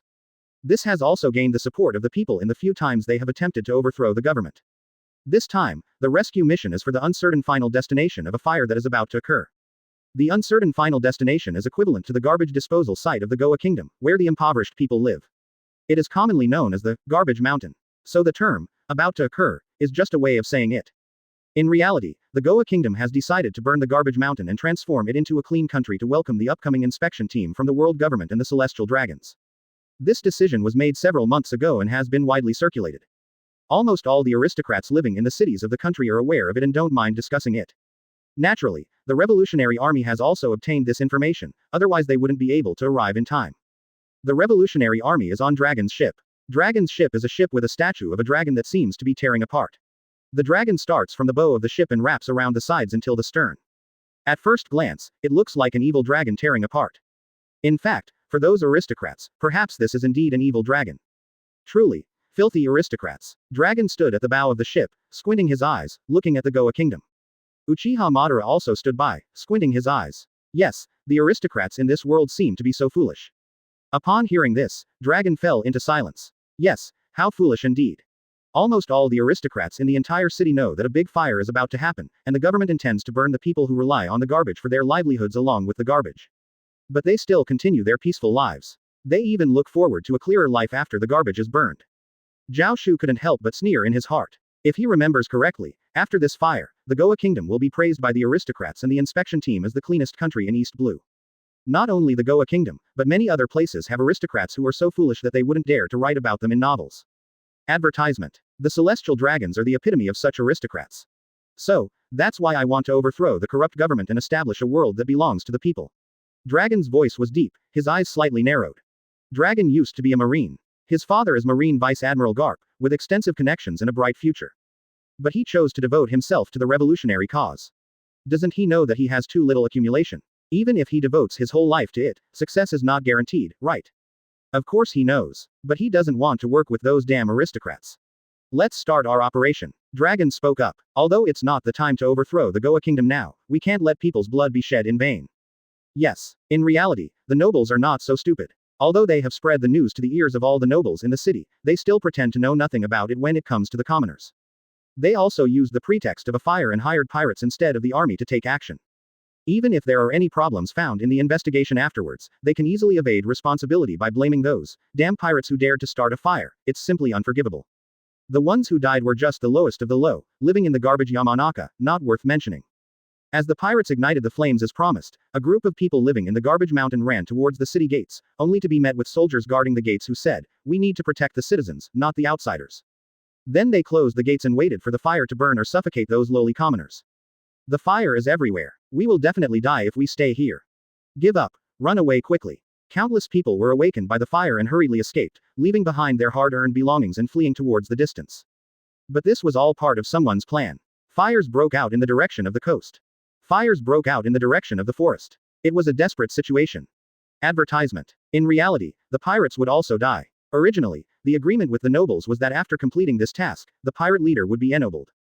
However, when the pirates went to knock on the door, the gates were not even opened. They clearly wanted to burn them to death as well. If they couldn't be burned to death, they could still be suffocated by the gas released from the burning. However, follow us. Avoid the fire. Quickly follow the path we've cleared. The Revolutionary Army took action. They were short-handed, but their strength was impressive. Empress Ivankov, Bartholomew Kuma, and Amazuna. Of course, there was also Uchiha Madara. With a few tricks, they easily cleared a safe passage. Especially Uchiha Madara, although not skilled, he could still use some water-style ninjutsu. The dragon also took action, howling with fierce winds, almost forming a hurricane. Although it was unclear whether it was the ability of the so-called Logia wind fruit or some kind of animal-type mythical beast with the power to control the weather. But in the face of this wind, all flames quickly disappeared. Using the wind to fuel the fire. It's simply a joke. A2. Everyone was stunned. Madara, where are you going? They looked at Uchiha Madara with a cold expression, leaving the team and walking towards the city. It's nothing. Uchiha Madara calmly glanced at the surrounding devastation, his voice icy and cold as if frozen. I plan to go see those nobles and ask them how they want to die. Chapter 80 Sabo, 4th subscription. Chapter 80. Sabo, 4th update, seeking subscriptions. I plan to go and see those nobles, ask them how they want to die. His words were calm, but no one would doubt this man's determination. Perhaps he wasn't good at politics or finance, but his strength was definitely among the best. Stay calm, Sabo, the transvestite King Ivankov couldn't help but say, I understand how you feel, and I believe many people here feel the same. But, his voice suddenly grew louder. We still need to be patient. Indeed, Empress Amazuna couldn't help but say, our forces cannot transport many people here. It would be foolish to challenge the world government in this situation. The Revolutionary Army has always been focused on exporting revolution, but their main targets are countries and islands above the Grand Line. The Grand Line has a unique geographical environment, making navigation difficult. Even the Marines cannot freely sail the Grand Line. With its ever-changing weather, frequent volcanic eruptions, and pirates everywhere. So far, the Revolutionary Army has overthrown several regimes, but all of them were in the Grand Line. They relied on the geographical weather of the Grand Line to prevent the Marines from concentrating their forces to besiege them. This is the East Blue. The ocean dominated by the Marines. The Revolutionary Army does not yet have the strength to challenge the world government in the East Blue. As Amazuna said, it would be foolish to challenge the world government here. Well, I know, Uchiha Madara said calmly, I'm just going to kill a few people. Uchiha Madara's image is very elusive. He has experienced war since he was young, with all his younger brothers dying in the war. He has become accustomed to war and will not show any mercy to the weak. It may be a bit extreme to say he is cruel, but there is no problem in calling him cold-hearted. But on the other hand, Uchiha Madara is one of the few who became a boss because he wanted peace. Because he wants peace and does not want to provoke any more conflicts, he plans to use the Genjutsu Infinite Tsukuyomi, which is reflected on the moon, to implant everyone into the illusion and trap them in an eternal dream. Advertisement. This way, there will be no more fighting, everyone will understand each other, and they will live happily in the illusion. When the plan was manipulated by someone and the battle ended, Uchiha Madara finally seemed to realize something before his death and gave up on this path. Although he became the enemy of the protagonist, Uchiha Madara's essence has never changed. He wants to bring peace to the world and protect everyone. Although he has a difficult personality, doesn't trust others, and doesn't believe in possibilities. But fundamentally, he does want world peace. Since that's the case, Ban's actions are not contrary to his character. Of course, the more important reason is that Zhao Xu wants to take action. Having a reason that doesn't affect the character's development is enough. That's the reason to take action. Just having a reason to take action is enough. Zhao Xu looked at the flames around him, squinting his eyes, just like killing celestial dragons. If there's no excuse, does that mean we won't do anything? It's not that Uchiha Madara wants to go and kill people, but Zhao Xu, who took the opportunity while waiting, wants to kill people. If Zhao Xu's clone hadn't come, he wouldn't have to consider these things and could have just started on his own. Without seeing it with one's own eyes, one can never understand what exactly happened here. The images seen in anime are very simple, but the images seen in reality are vivid and bloody. Surrounding everything, the enormous flames devour everything nearby, revealing the most primitive and ugly side, making people detest it. The flames appear to be red, but the flames here, although brightly colored, resemble black more. Ugly black. He understands why Long left Marine's position and went to play revolution. It's not a question of whether you think the nobles are dirty and stupid, but the nobles will use their actions to show you that they are even dirtier and stupider than you can imagine. But, boss, Ivankov couldn't help but say, I believe you can kill those royals, but what do we do next? We can't stay here forever. Killing the royals here will only allow other nobles to take their place, it's just a change of faces. Why can't we stay here? Uchiha Madara asked. Advertisement. Lack of strength. Ivankov said bluntly, you know the strength of the Revolutionary Army, you also know the strength of the enemy, we are not qualified to protect the people here. With me, it's enough, Uchiha Madara calmly said, then ignored them and walked away. Soon, he disappeared from everyone's sight. Everyone fell into a strange silence. After a while, Ivankov turned his head and looked at Dragon. Yes, boss, we don't have the ability to protect this place. Persisting desperately will only become a bleeding ground for the Revolutionary Army, a loss for the revolutionary cause. Dragon remained silent for a moment, then suddenly. He walked quickly in the direction Uchiha Madara had left. Dragon. Everyone was stunned. However, Dragon's figure quickly dissipated, leaving only a few words. You continue to rescue the personnel, I'll go and take a look. The city of Goa had long been closed, the gates tightly shut, but this couldn't prevent a powerhouse like Uchiha Madara from entering. Uchiha Madara didn't bother to find a way to open the gate. The area around the gate was not occupied by nobles, but ordinary civilians who were not sacrifices in the nobles' plans and were unaware of the nature of the fire. Destroying the city walls casually would affect them with the spread of the fire. Anyway, there was no one left here. So he simply crossed the city wall and entered the high town, or rather, the noble district. Dragon did the same. He followed Uchiha Madara's footsteps, slightly slower, and soon arrived at the noble district 0. Then, he saw Uchiha Madara stopping there, seemingly looking at something. Dragon was puzzled, took a few quick steps, and found that there was a child lying on the ground there. The child had short yellow hair, and there was a water pipe next to him. He was dressed in tattered clothes, dirty and seemed to have gone through a struggle. Sabo. Uchiha Madara squinted his eyes, looking at him. As if sensing the wind brought by Dragon's arrival, the child's body moved slightly, as if waking up. Suddenly, he grabbed Uchiha Madara's pants. Chapter 81. One person, here, carries the banner of revolution. The 5th update asks for subscription. Chapter 81. One person, here, holding up the banner of revolution. 5th update, please subscribe. Uncle. Sabo still seemed to be unconscious, or perhaps he thought it was Uchiha Madara who saved him. But in his dazed state, he insisted on standing up without thanking him, but instead said, the culprits of this fire are the royal family and the nobles. It's true. His voice seemed as if he was sick, or perhaps afraid that Uchiha Madara wouldn't believe him. Uchiha Madara narrowed his eyes. If he remembered correctly, when Sabo first heard this news, he didn't believe it because the streets were almost the same as usual. However, when he casually asked people, they answered without any concern.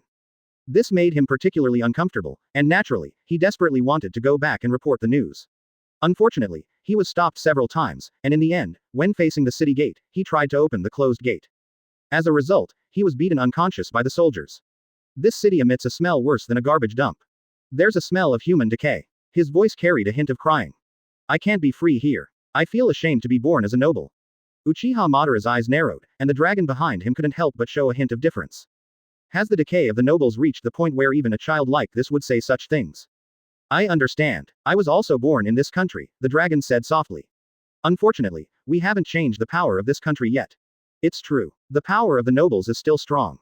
The celestial dragons are even crazier than this group of nobles, but they still live well, and you could even say they live more freely than anyone else. But the revolutionary army now. Sabo, upon hearing this, suddenly looked up with a hopeful look at the two of them. After looking at them for a while, he finally breathed a sigh of relief and fainted again. In fact, he was already in a semi-conscious state. Perhaps seeing the attitude of the two, he felt that they understood his words and felt relieved. He didn't need them to understand him, he just needed them to be able to understand his words.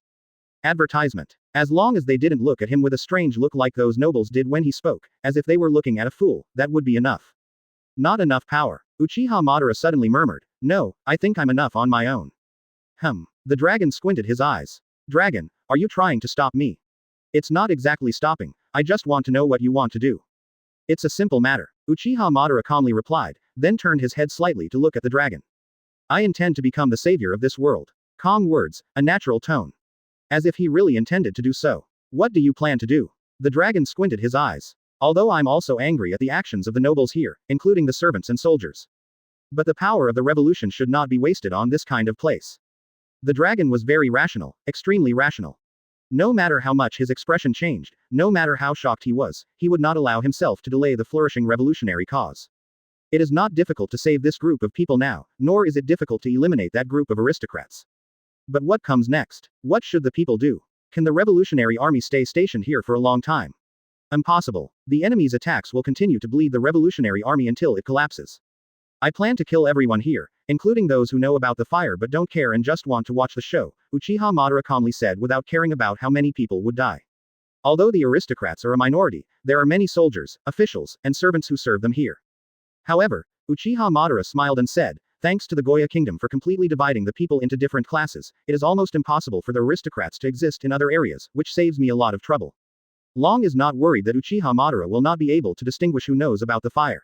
Although they haven't fought each other, they have been together for a long time and naturally know that both Uchiha Madara and Zhao Xu have the ability to interrogate minds.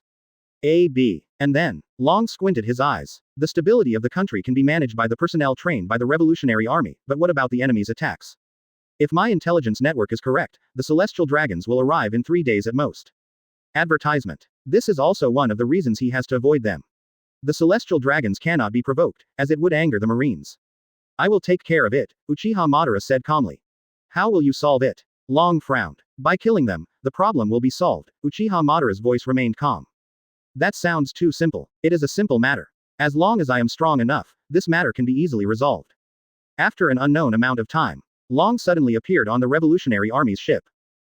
Where is Uchiha's group? Emporio Ivankov, the king of the Okama, looked at Long, who was alone. Long didn't answer, he just raised his head and glanced at the burning flames on the shore. This country is a microcosm of the future world. His face was firm under the cloak. A world that eliminates unnecessary people will not have happiness. Someday, I will change this world. After saying that, he seemed to remember Sabo's words and fell silent for a while before continuing. Even in a country like this, children will be born. Then, in the eyes of everyone's confusion, he walked to the bow of the ship. He raised one arm, clenched his fist, showing great strength. Below him were a group of useless people who had just been rescued by the Revolutionary Army. They stared blankly at Long's figure, then looked at his determined face and shouted in hoarse voices. Those who are willing to fight for freedom, come aboard this ship. The people below hesitated for a moment and exchanged glances. Then they cheered. Emporio Ivankov narrowed his eyes. This is the kind of dragon that is worth following for them, a group of strong people. However, he frowned and suddenly asked, where is Uchiha Madara? Long fell silent for a moment before answering. That man intends to stay here alone and carry the banner of revolution. Chapter 82 10,000 clones, is that enough? The first update asks for subscription. Chapter 82. 10,000 clones, is that enough? First update, seeking subscriptions. One person, here, holding up the banner of revolution. A simple sentence, but Dragon divided it into 3. The faces of the high-ranking revolutionaries around him changed. Uchiha Madara, is he crazy? Ivankov, the king of the Okama, couldn't help but speak up. This can't be a joke. Leaving aside whether he can defend against the world government's attacks, even governing a country is not something that one person can handle. Even Emporio Ivankov couldn't help shaking his head. Uchiha Ban is too reckless. This is definitely not something that can be solved by one person. Revolutionaries operating in the East Blue, have they confirmed their base? It will definitely attract the world government's frenzied attacks. In the Grand Line, they can rely on the weather and terrain to delay, but what can they do here? There's nothing. The vast East Blue is enough for the world government to easily mobilize manpower and resources to besiege a small country. There's no chance of winning. Even if they can win one battle, can they win the next? Garp, Sengoku, do you really think they won't take action? The 5 elders, Cypher Pole, the commanders of the 3 forces. They are not idle. Dragon remained silent upon hearing this. He also knew about this matter. Facing that resolute face, he couldn't find many words of persuasion. Dragon, what should we do? Ivankov, the king of the Okama, glanced at the orderly refugees below, and then at Kaido. Dragon remained silent for a moment before speaking. Proceed as usual. Advertisement. What about Uchiha Madara? Dispatch a small number of capable officials to help him stabilize the country. As for the rest, Dragon fell silent for a moment, then shook his head. I have no other way. In other words, he wants to give up on Uchiha Madara. Upon hearing this, everyone wanted to say something, but couldn't find the words. The Revolutionary Army's power is still weak. Although they have many experts, they are only compared to some other forces. Compared to the world government, even the most impressive achievements are just scratching the surface. Are they really abandoning their comrades like this? Dragon couldn't help but clench his fist, his not-so-sharp nails deeply embedded in his palm, breaking the skin and drawing blood under immense strength. He didn't want to give up on his comrades, but what else could he do? Without power, there is no power. No matter how much is said, this fact is right in front of them. Silence lingered for too long on the ship, as if the sound had been muted. After an unknown amount of time, Dragon spoke again, his voice even hoarser than before. The Celestial Dragon's ships will arrive the day after tomorrow, so let's send out some personnel first to help Uchiha Madara stabilize the situation.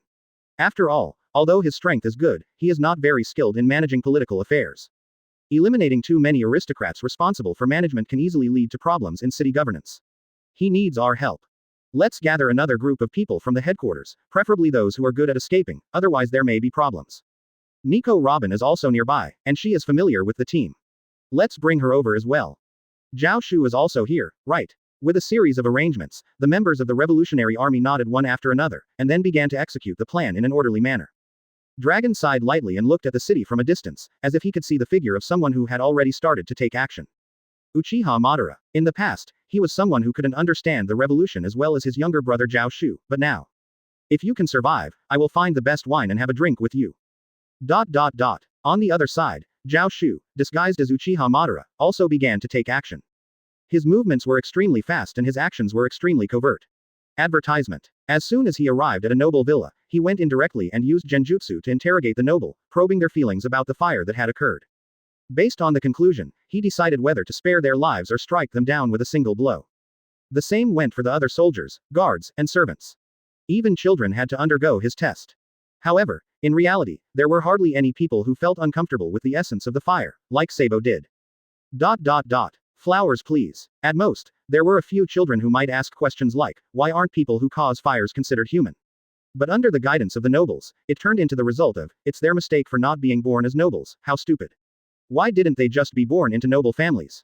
In reality, there were only a few people worth sparing, and they could be counted on one hand. Even the servants and soldiers, who were ordinary citizens, didn't have much sympathy for the people on the garbage mountain. Was it because they had been with the nobles for too long, or was it for some other reason? Zhao Xu didn't know, but no matter what the reason was, the result was the same. His actions were swift, and the nobles were not like the ninja in the Hokage world, who had specialized defenses against enemy ninja invasions. They were not very vigilant and their alertness was not high. In one night, he killed his way from the royal palace to the nobles' courtyard, then to the servants' residences, and the military camp. By the time the members of the revolutionary army found him the next morning, he was already covered in blood. You've come. Uchiha Madara's tone was as calm as ever. I'll leave tomorrow's matters to you. Killing so many nobles, I hope there won't be any problems on the side of the commoners. Handle the pacification work, maintain order. I hope you can calm the people's emotions. If anyone wants to leave, it's best to let them follow Dragon's ship. His words sounded like orders. Uchiha Madara hadn't been with the revolutionary army for long and hadn't held any official position yet. But it made the surrounding members of the revolutionary army instinctively straighten their bodies and respond one after another. Yes, Uchiha Madara nodded and walked into the underground of the royal palace. The celestial dragons will arrive in about 2 days, and the world government will immediately notice something unusual here. An attack will come soon. Although the Goa kingdom is not a large country with a vast land area, it still has a large city and several villages and towns, covering a large area. To completely defend it, Zhao Xu crossed his hands and formed a seal. 10,000 clones, is that enough? End. Chapter 83 Shenluo Tianzheng. Second more please subscribe. Chapter 83. Divine Luo Heavenly Conquest. Second update, seeking subscriptions. The political personnel of the Revolutionary Army are all reliable. They quickly brought out a group of nobles, making them admit the truth of the fire to the other commoners, which indeed caused a great uproar. The fire burned the garbage mountain, but the people on the garbage mountain were essentially citizens who couldn't make a living. Perhaps the nobles considered them not even human, but for those who could easily end up in the garbage mountain, there was inevitably some sorrow. In addition, the Revolutionary Army presented a large amount of evidence of nobles oppressing the commoners, which easily stabilized the thoughts of the citizens. Of course, don't expect stability for too long. Public opinion is not so easily controlled. Although the Revolutionary Army is capable, unless it is an area like the Grand Line that is easy to blockade, there will definitely be trouble when the world government attacks. Not to mention, just the blockade of the arrival of a large army can easily cause problems. This is East Blue, not the naturally difficult navigation of the Grand Line. Of course, there are also benefits. Nowadays, the world is basically under a kingdom system. Although there is commerce and it is starting to prosper, it is not as important as in Zhao Xu's previous life. Most people rely on farming for a living. As long as the land belonging to the nobles is distributed and the first year is endured, allowing the people to gain benefits and freedom, they will quickly gain support. The premise is to endure the first year. I really don't know what you're thinking. Robin snorted lightly and casually took the documents next to her. Uchiha Madara stood quietly on the side, looking outside. Robin glanced at him, snorted again, and returned to her work. She was suddenly called over.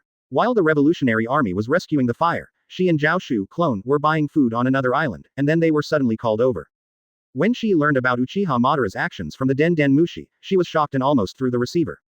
What a joke, don't you know the big picture? Even Dragon, why did you call me over? I am familiar with him, but I don't want to stay in a place like this.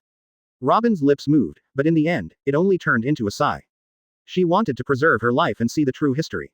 Advertisement. But in the end, she still came to the island. As for why, does your younger brother really know the location of a piece of true history? Robin couldn't help but ask. She was deceived by Zhao Xu clone with the location of the true history. No, Uchiha Madara calmly said. What? Robin suddenly looked up, could it be that the man was deceiving her? Not just one, we know a total of 8 pieces, Uchiha Madara calmly said, then glanced at her. When I have free hands, I can take you to find them. 8 pieces. Robin widened her eyes. Yes, I'm not afraid to tell you, 2 of them are in the hands of Charlotte Linlin, Uchiha Madara calmly said. This kind of true history is something you absolutely cannot see. From the original work to Zhao Xu's crossing, a total of 9 pieces of true history information have appeared.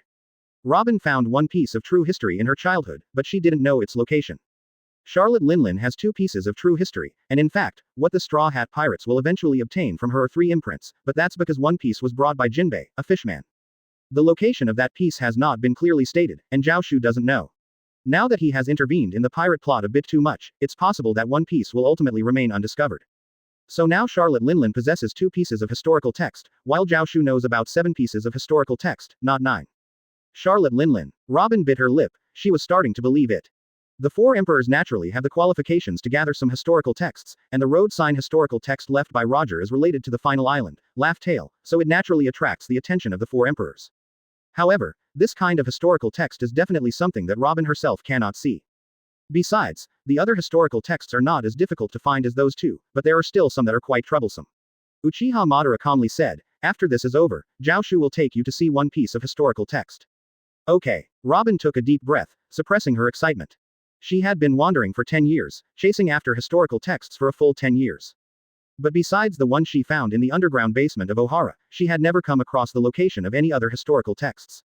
However, now someone suddenly said that there are 7 locations of historical texts. Taking a deep breath, she calmed down her excited emotions. As if trying to find something to say, Robin processed the documents while saying, speaking of which, Zhao Xu didn't come. Uchiha Madara remained expressionless. Advertisement. Don't you feel anything? Robin glanced at him with a hint of difference. You are in danger, but your little brother doesn't even bother to come. I don't feel anything. It's better that he doesn't come. Uchiha Madara calmly said, that way, I can give it my all. Why would Zhao Xu come jokingly? I even have to create a clone to pretend to be Zhao Xu. I'm so bored. Of course, it's enough to use the excuse of not wanting to distract Uchiha Madara from taking care of his little brother to the outside world. By the way, the current Uchiha Madara is also a clone. The original body is still busy creating clones in the underground of the palace.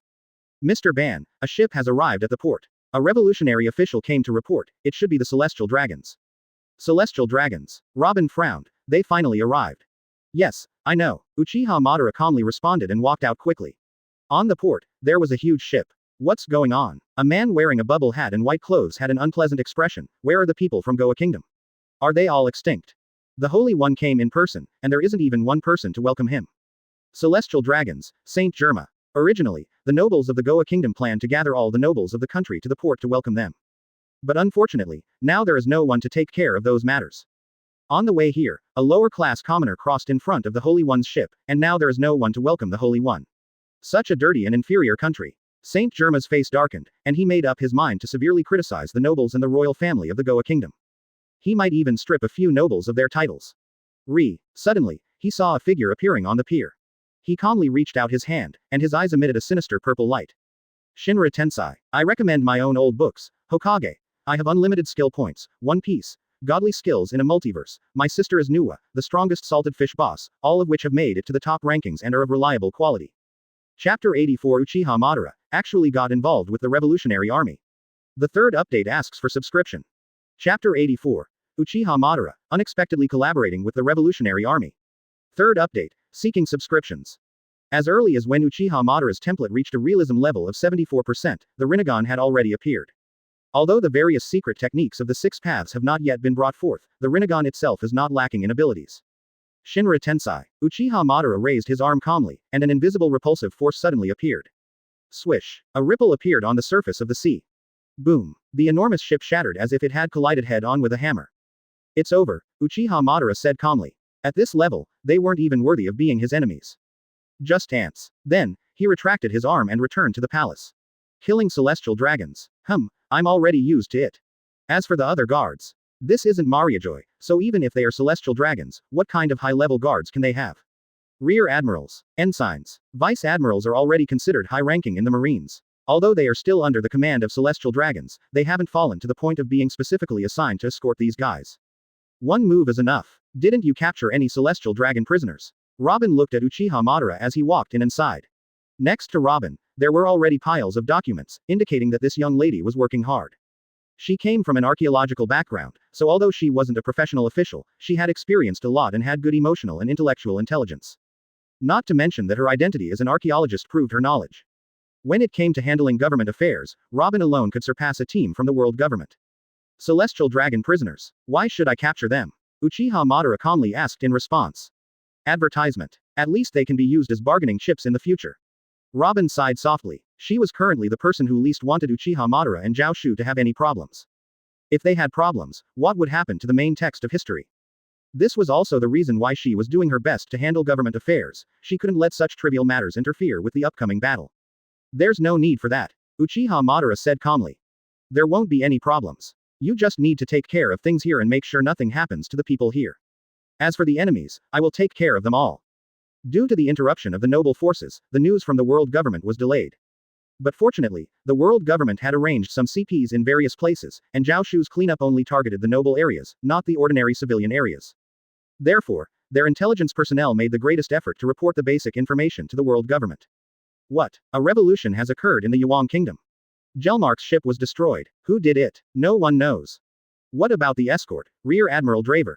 Unable to contact. Life or death unknown. Sengoku widened his eyes as he listened to this news. The government's directly affiliated intelligence department, the CPs, provide reliable intelligence. But when will those revolutionaries dare to cause a stir in East Blue? Are they not afraid of death? He still hasn't received news about Uchiha Madara being there. There's nothing he can do. Banban is not the type to govern, and he doesn't need to go out and face the masses. That kind of work is left to the revolutionaries. Naturally, Sengoku also blames the revolutionaries for this. Just like the revolutionaries thought, Sengoku doesn't take the revolutionaries in East Blue seriously. The current revolutionaries are still weak. Although there are many top-level experts, they severely lack mid and low-level personnel. It's fine if they cause trouble in the Grand Line, as the weather there is unpredictable, and even the Marines wouldn't launch a major attack to avoid encountering storms and other dangers. But in East Blue, you're asking for death. Sengoku snorted coldly, without hesitation, immediately ordering the East Blue branch to take action. For the world government, the revolutionaries, although their ideology is too dangerous, are just a minor ailment. The revolutionaries are not the problem. The only problem is the appearance of the dragon people. Advertisement. The revolutionaries shouldn't be crazy enough to even dare to touch the celestial dragons. Sengoku thought to himself, but how do I explain this to the five elders? Even if they just cause a little inconvenience to the celestial dragons, those guys can cause a huge uproar. Nah. But recently, the five elders have been acting strangely. I didn't expect them to agree to Gilgamesh's subordinates becoming Shichibukai. Have they gone mad? Sengoku squinted his eyes, thinking to himself. Let subordinates become Shichibukai. This is an insult to the Shichibukai system. Even to the Marines, even to the world government, it is an insult. Shichibukai are supposed to listen to the government's summons. So, if the government calls, will Doflamingo listen to Gilgamesh or the government? Although there is the factor of Magellan, this admiral-level strength is crucial. But the five elders agreed too quickly. It was almost as if they immediately agreed as soon as I reported it. It seems as if they don't seem to care whether Gilgamesh is one of the 7 warlords of the sea or not. They just want a channel to contact Gilgamesh for 750. Sengoku squinted his eyes. Marine also has its own intelligence organization, although not as strong as the government's CPs, it is not weak either. During this time, Sengoku received some information about people voluntarily cooperating with Doflamingo. Now, thinking back, there seems to be something off. Compared to something that can make the five elders take action, the revolutionaries are just a small problem. But it didn't take long for Sengoku to receive unexpected news. What? All the dispatched warships were annihilated. Sengoku widened his eyes, listening to the Den Den Mushi's report. Uchiha Madara, actually collaborating with the revolutionaries. This time, he finally received detailed information. Yeah, summon everyone. Sengoku's expression suddenly became serious. Call the admirals, and Garp, Suru. This time, it seems like all of us old bones will have to make a move. The revolutionaries are just a minor ailment, but Uchiha Madara is different.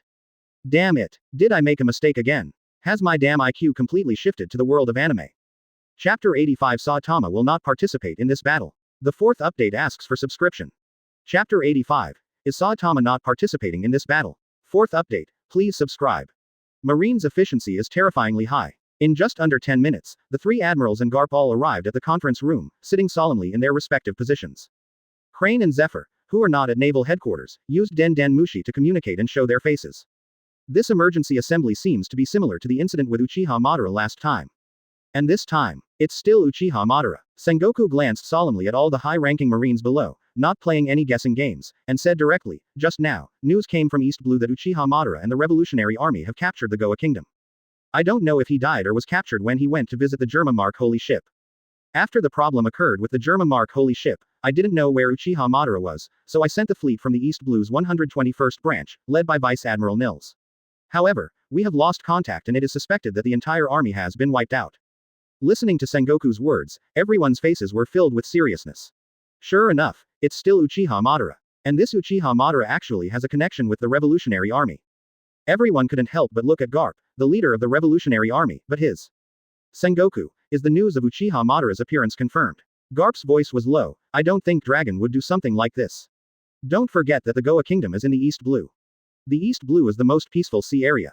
The highest bounty for pirates is only around 30 to 50 million, which can be easily handled by any rear admiral. In the East Blue, Marines' warships can travel freely without any obstacles, without any consumption. This doesn't seem like something the cunning dragon would do. I don't know why he did this, but the fact remains. Sengoku spoke. According to the information sent by the government's CPs, the Revolutionary Army has started to consolidate resources and seems to be planning to stay in the Goa Kingdom for a long time. HMPH. They're delusional. Akainu was the first to roar. What can Uchiha Madara do? This is the East Blue. If the Grand Line may hinder Marine from openly hunting down the Revolutionary Army due to unpredictable weather, climate, and the prevalence of pirates, but in the East Blue, they can fully gather their strongest forces. Akainu clenched his fist, which turned red and emitted a scorching heat. His eyes were sharp as he directly volunteered, "Let me go, Fleet Admiral Sengoku." Advertisement. This time, I won't lose. I'll go too. Garp sighed lightly, maybe I can see my son. Everyone subconsciously looked to the side. Garp is truly a strong individual. Although he is only a vice admiral, in terms of combat power, he is stronger than the strongest of the three admirals, Akainu. It can be said that the battle power is guaranteed. I'll go too. Leave only Kizaru and Zephyr to guard naval headquarters, everyone else will go, Sengoku said coldly. We failed last time, this time, we can't afford to lose. After the meeting, immediately form a fleet and head straight to the East Blue. Crane spoke up. Do we need to block the news? With such a large operation, it can't be blocked. We can only try to delay the enemy's acquisition of information. Sengoku shook his head, but we can ask the world government if they want to send people. This time, it involves Uchiha Madara, who killed celestial dragons, and news about the Germa Mark Holy Ship. I believe they will also contribute. 5 elders, they will definitely contribute. Given the current situation, they cannot help but contribute. Sengoku sighed. I have resolved the situation with Gilgamesh after Impel Down was destroyed, and now the Revolutionary Army is teaming up with Uchiha Madara. Damn it, can't I have a moment of peace in this sea? However, no matter how restless their hearts were, they still had to take action. Justice does not tolerate enemies. Bring Saitama along as well, Zephyr spoke up. If we had him last time, we might have been able to capture Uchiha Madara. Zephyr is the biggest supporter of Saitama, always praising his strength. And Saitama has never disappointed Zephyr. No matter what kind of pirate they encounter, the outcome is always the same: death. Advertisement. Yes, he should have the strength of an admiral now. Sengoku nodded. The Marines acted extremely quickly. While Sengoku was holding a meeting, logistics personnel had already begun preparing the warships for departure. Once they had decided on the situation, squads of soldiers were already boarding the ships at the dock.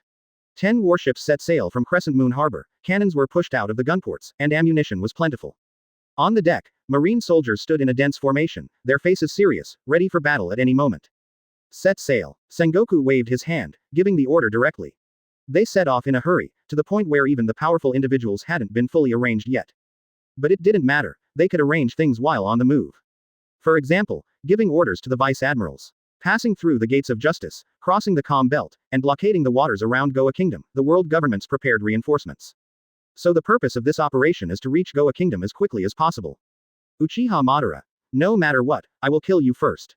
Sengoku squinted his eyes, a hint of fierceness flashing in them. Otherwise, the name of justice will weep. By King Zhao. Sengoku's arrangements were direct and hasty, but very thorough. On one hand, he gathered forces from all directions, and on the other hand, he found ways to settle the surrounding areas. There were plenty of troublesome matters, but these things can always be overcome. In fact, if it weren't for concerns about confidentiality, he would have wanted to gather the 7 warlords of the sea as well. But it doesn't matter. This time, even the Fleet Admiral himself will join the battle, and Goa Kingdom will definitely not have a situation like the Battle of Justice and the Gates, forcing them to rescue those ships. Uchiha Madara will definitely not escape. However, it was unexpected that there would be problems directly with the seemingly easiest arrangement of top-tier combat power. What did you say? Sengoku widened his eyes, speaking into the Den Den Mushi receiver. Saitama is not participating in this battle. Chapter 86 Weaknesses of Human Design. Subscribe for the 5th update. Chapter 86 Weaknesses in Character Design. 5th update. Seeking subscriptions. Yes. On the other end of the phone, Zephyr's voice carried a hint of melancholy. What does he want to do? Sengoku squinted his eyes, with a constant flicker of light in his eyes. What does this have to do with the Revolutionary Army? Or is it a deliberate act of defiance? XX. As the resourceful general, Sengoku subconsciously thought of many possibilities. And Zephyr, familiar with his personality, directly answered, he is just a hero driven by interest. A hero. Yes, he believes that this kind of battle is not something a hero should do. Zephyr's voice was low. In fact, Saitama did not put it so tactfully. What he meant was that the Revolutionary Army and the world government are like two countries. What does it matter if two countries fight each other in terms of justice? Therefore, he does not participate. 287. To be honest, how different is this from disobedience? Sengoku instantly frowned. Zephyr, he is a Marine. Marine is the military force of the world government. Sengoku, he is a hero driven by interest. Zephyr sighed. Marine and all that, I forced him to do it. Heroes are more important than Marines. Upon hearing this, Sengoku pursed his lips and couldn't help but think of the time when he asked Saitama to invite Gilgamesh to become one of the 7 warlords of the sea. At that time, Saitama asked a lot about Gilgamesh's past, then muttered a bunch of strange words about laws and whether they were humans or monsters, and finally talked about the punishments received by those prisoners and whether it was a crime to commit suicide. At that time, he was just casually listening, but now he thinks that Saitama was probably comparing the punishments to judge whether or not to kill that person. In the end, he felt that although those people were scum, they didn't need to be killed before committing new crimes. They were considered released by the authorities, so he accepted that mission. But this time, Zephyr spoke up. He also asked about the fire incident, whether it was true or not. I didn't dare to answer him, just said that it's still under investigation. Advertisement. Upon hearing this, Sengoku's lips moved, and he fell into silence. Although the Revolutionary Army is relatively weak in power, it doesn't mean they have no ability at all. Leaking information to some news agencies secretly would naturally lead to the publication of some things by the media, as part of the fishing boat battle with the world government. It seems that Saitama seems to know about this. Sengoku let out a deep sigh. Saitama's sense of justice is too strong, even stronger than Luffy's. Akainu, at least, would make certain compromises, such as deceiving the pirates during Whitebeard's execution. But Saitama wouldn't. When he sees a criminal committing a crime, he just goes over. So far, the reports Sengoku has received are all about Saitama seeing XX committing a crime, and Saitama killing XX. Among these XX, there are pirates, as well as some nobles and officials. Fortunately, Zephyr has a strong background and can suppress some people's revenge. Otherwise. Sengoku. Zephyr's voice was low. Saitama's ship still hasn't assembled its officers, maybe it's a good thing. Once the vice admirals are assembled, we need to return to naval headquarters. If we encounter celestial dragons. Upon hearing this, Sengoku fell into silence. Those celestial dragons, they really go beyond what the nobles of the Goa kingdom do. Saitama killing some officials who oppress the common people in small countries is one thing, but if he were to face celestial dragons.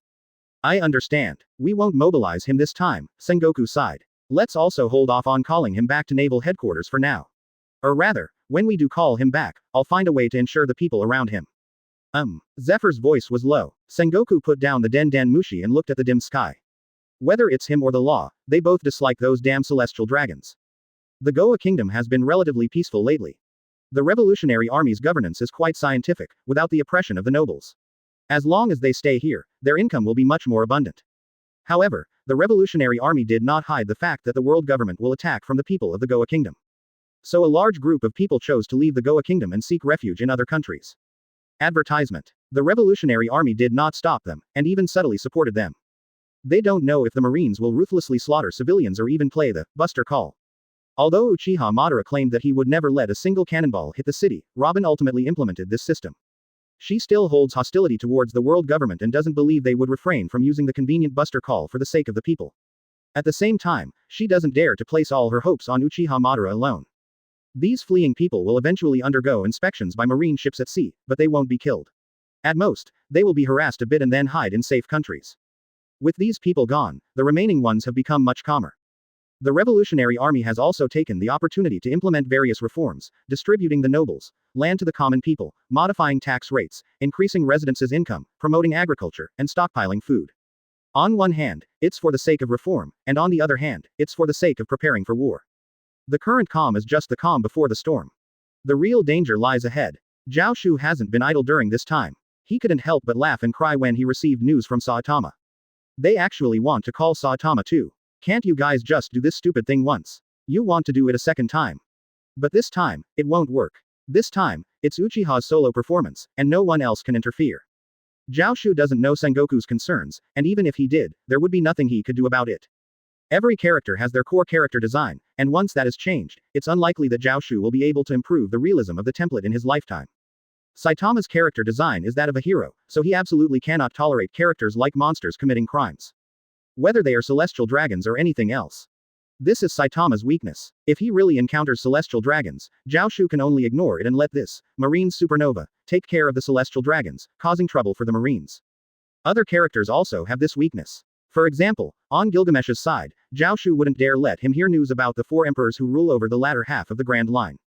Once he hears it, with this proud king's character design, he will immediately go and kill them. Even if it means giving up everything he has achieved so far in affecting Zhao Xu's plans. These are all unavoidable things. Although Zhao Xu will try to avoid them, if they really happen, he won't hesitate. However, this weakness in character design may not necessarily be unable to be turned into an advantage. Events that perfectly align with the character design can greatly increase the realism of the template. Chapter 87, the 4th template and the arrival of Marine. The first update asks for subscription. Chapter 87. Template 4 and the arrival of Marine. First update, seeking subscriptions. Zhao Xu was still in the underground palace of the Goya Kingdom, constantly creating clones. The Goya Kingdom is not small in size, and it can be said that there are potential points of enemy attack everywhere. Therefore, Robin did not trust Zhao Xu's words of not letting a single enemy come over. But Zhao Xu really intended to do so. He continued to create clones, with each clone guarding a small section of the coastline. It would be difficult for any enemy to cross the defense line before killing his clones. Transforming into the appearance of Uchiha Madara, with Rinnegan in his eyes, as soon as his chakra recovered, he immediately created more clones. After creating the clones, he would gather his chakra again. The created clones did not rush to leave, but stood aside to reduce energy consumption. Now, he has created nearly 1,000 clones, each with 50% of his full strength. They are stronger than the clones he faced Admiral with. Suddenly, Zhao Xu's body suddenly stiffened, and a hint of surprise flashed in his eyes. He immediately called up the system panel. Congratulations, host, for unlocking the 4th character template. What is this? The 4th template is out. But what's the use of this? Zhao Xu said helplessly. Template 4. Ito Makoto. Makoto is a well-known big shot, and his fame may be even greater than Uchiha Madara and Kinshinshin. The leader of the 4 great scumbags. Also known as the human self-propelled cannon. Cannon King Ito Makoto. Of course, the ending of being chopped by a firewood knife is also very famous. But no matter what, the title of Cannon King is well deserved. There is a saying, you laughed at Makoto's early death, and Makoto laughed at your lack of progress. Ito Makoto has the appearance of an ordinary high school student, average height, slightly thin build, usually wearing school uniforms or casual clothes. Makoto is physically weak, often lacking energy and feeling tired. However, when it comes to slapping, he is always exceptionally energetic and never feels tired. The title of Cannon King is not an empty boast. Advertisement. What's the use of this template? Zhao Xu said helplessly. Makoto is just an ordinary high school student, except for having many girls around him, he is hardly famous for anything else. He is bad at sports and average in academics. If there is anything special about him. Does his affinity with girls count? With his unremarkable appearance, he has dated 10 decent girls. It seems that he has a certain attraction to girls. It's troublesome. Where can I go to play this character? Zhao Xu shook his head. Being chopped by a firewood knife is not too bad. He can just play some illusions or something. If worst comes to worst, even if he is really cut, it doesn't matter. With Zhao Xu's abilities, he is not afraid of such injuries at all. There are no schools in the world of pirates. Zhao Xu snorted and pursed his lips. Yes, there are no schools in the world of pirates. Luffy, Ace, and others were raised by bandits when they were young. They spent their days fighting beasts and stealing treasures. Sabo was a little better, having a private tutor, but there was still no school. Other people are pretty much the same. Nami has been a thief since she was little, Zoro lives in a dojo, Sanji works in the kitchen. Although I don't know why, people in the world of pirates can still watch the news for the most part. But schools, indeed, don't exist. The Marines do have a school similar to a recruit training camp, but can that be considered a school? We can't just throw Ito Makoto into the Marine training camp, right? Zhao Xu shook his head. Using the Marines' physical fitness test scores as Ito Makoto's exam scores.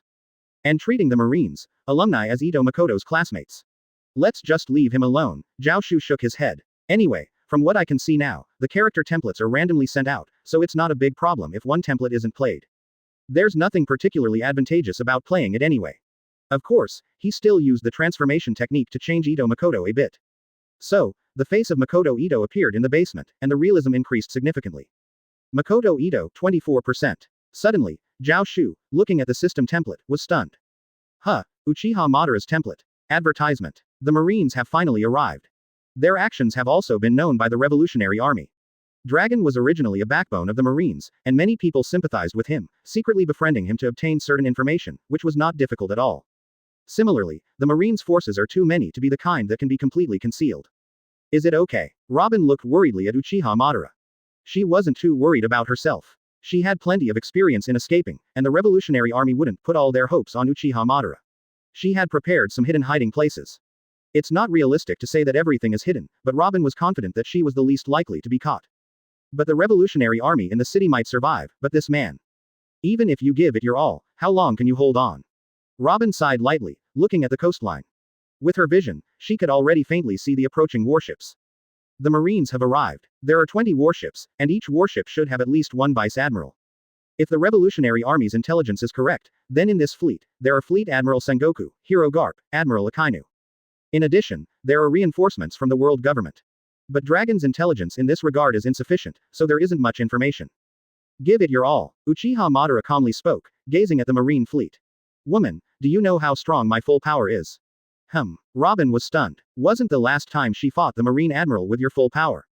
But before she could be stunned for too long, the next second, her eyes widened.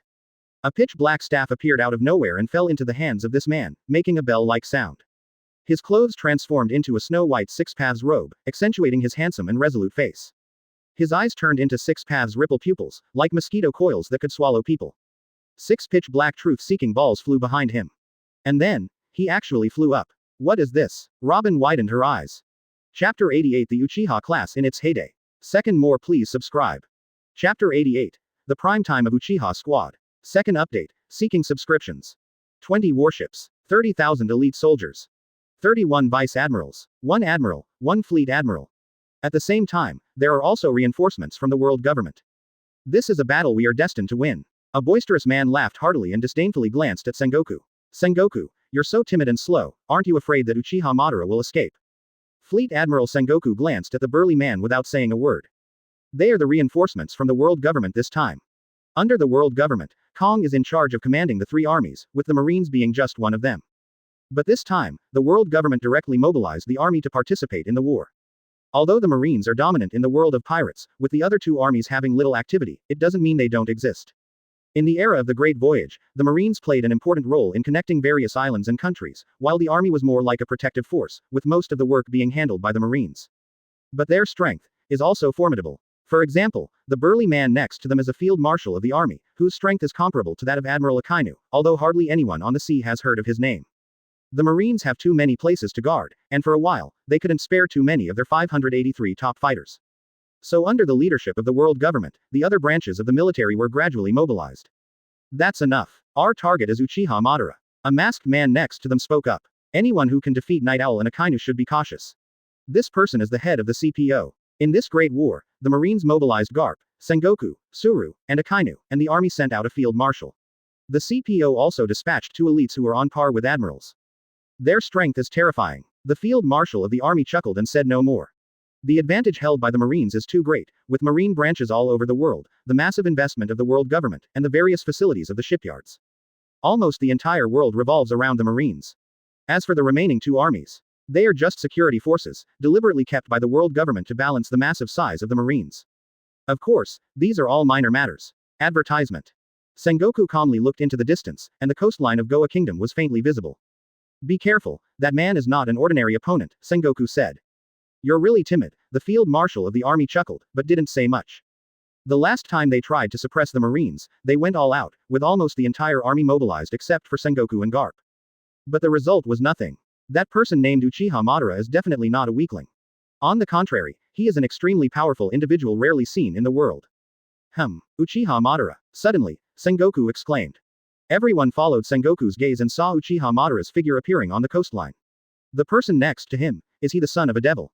Quite interesting, the CPO revealed a smile. He's just standing there on the shore. The field marshal of the army squinted. Be careful, Uchiha Madara has the ability to create clones and transform. His real body might not be here, Sengoku said. But he definitely won't escape too far. The ability to clone and transform makes it difficult to capture Uchiha Madara. Subconsciously, everyone's gaze turned towards the direction of the Goya kingdom. Since the revolutionary army has occupied this place, how could they only care about escaping and not the people there? By using the Goya kingdom as a threat, Uchiha Madara can be firmly locked here. It's ridiculous, Garp sneered softly. We, the Marines who bear the name of justice, actually have to rely on the people as hostages to fight against the enemy. The others remained silent. Sengoku and the others had no response. The people of the world government simply didn't care. As long as Uchiha Madara can be killed, what does it matter if the people of the Goya kingdom are sacrificed? They are just commoners. Uchiha Madara moved. Subconsciously, everyone looked over, and indeed, Uchiha Madara moved. He was actually flying in the sky, flying towards their side. And, advertisement. What is that outfit? Sengoku squinted his eyes. Zhao Xu, now it can be said, finally possesses the full power of Uchiha Madara. Host. Zhao Xu. Character templates possessed. 1. Uchiha Madara 80%. 2. Saitama 68%. 3. Gilgamesh 53%. 4. Ito Makoto 24%. Before the Goya Kingdom incident, Uchiha Madara was only 74% realistic. But Zhao Xu, who didn't deliberately act, suddenly discovered that he had 80% realism when he obtained the fourth template, possessing the history of Uchiha Madara's prime. The higher the realism, the harder it is to advance in the later stages. But with a span of 6 points, without any devil fruit assistance, Zhao Xu managed to complete it in just a few days. Is it because I am now the same as Uchiha Madara? Zhao Xu squinted his eyes, his feathered robe making a sound as it cut through the air. Uchiha Madara only trusted Senju Hashirama, and didn't trust anyone else. So the decision he ultimately made was to use a large-scale illusion to envelop the entire world. Eliminate the chakra between people, eliminate the hatred between people, and make everyone happy. Although it's just a hollow, this method doesn't require relying on anyone. With one's own strength, bearing all the pressure, saving the world. Just like Zhao Xu now. Marines. World government. Whatever pressure there is, I will bear it. Now, Uchiha Madara is truly in his prime. Swish. In the next second, Uchiha Madara's figure appeared above the warship. His eyes were shining purple, his long white hair flowing behind him, holding the Six Paths staff, and wearing the burning Six Paths feather robe. You're too slow, world government. So I came to find you.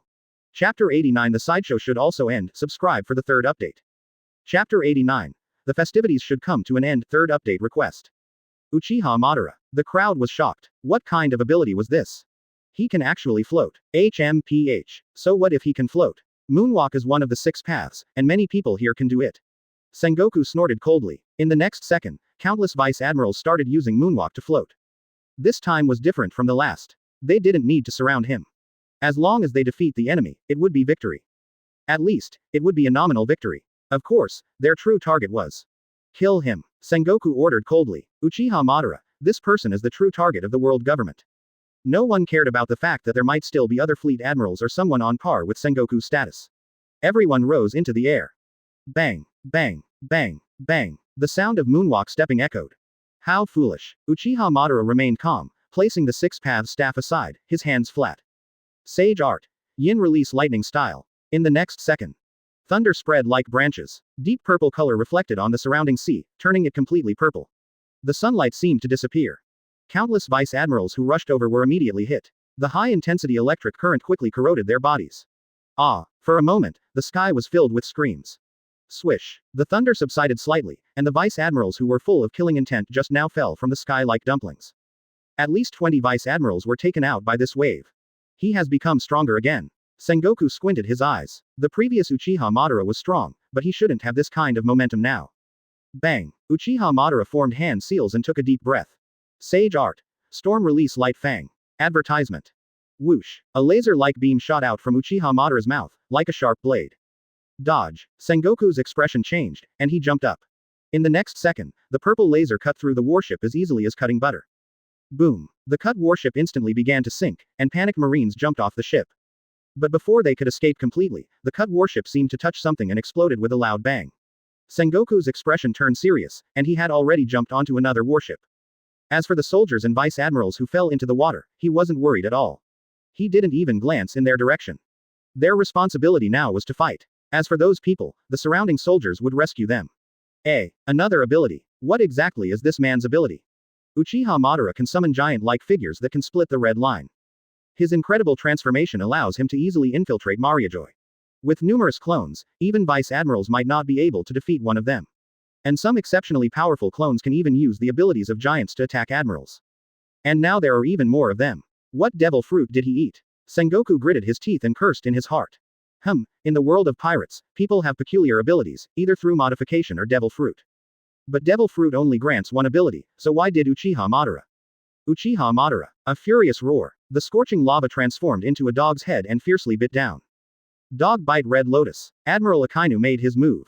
Filled with anger, the lava in his hand was almost twice as large as before. The incident of being defeated by Uchiha Madara in the past drove him to train with a crazy attitude, greatly increasing his strength. Boom. The lava fist struck. The intense lava even splashed out. Did it hit? Akainu squinted his eyes, but instead, he was stunned. Everyone was also stunned. Although this attack could be considered a fatal blow to most people, Uchiha Madara shouldn't be so easily hit. The next second, calm words came from the splashing lava. Yes, you hit me. Do you want me to congratulate you? Advertisement. Flowers, please. Akainu's pupils contracted. He saw that the lava, which was almost comparable to the core of a volcano, disappeared from Uchiha Madara's body at a visible speed. The lava was absorbed. Uchiha Madara remained calm. The Rinnegan already had the ability to counter all ninjutsu attacks. Akainu's lava was hardly different from the lava style in the Hokage world.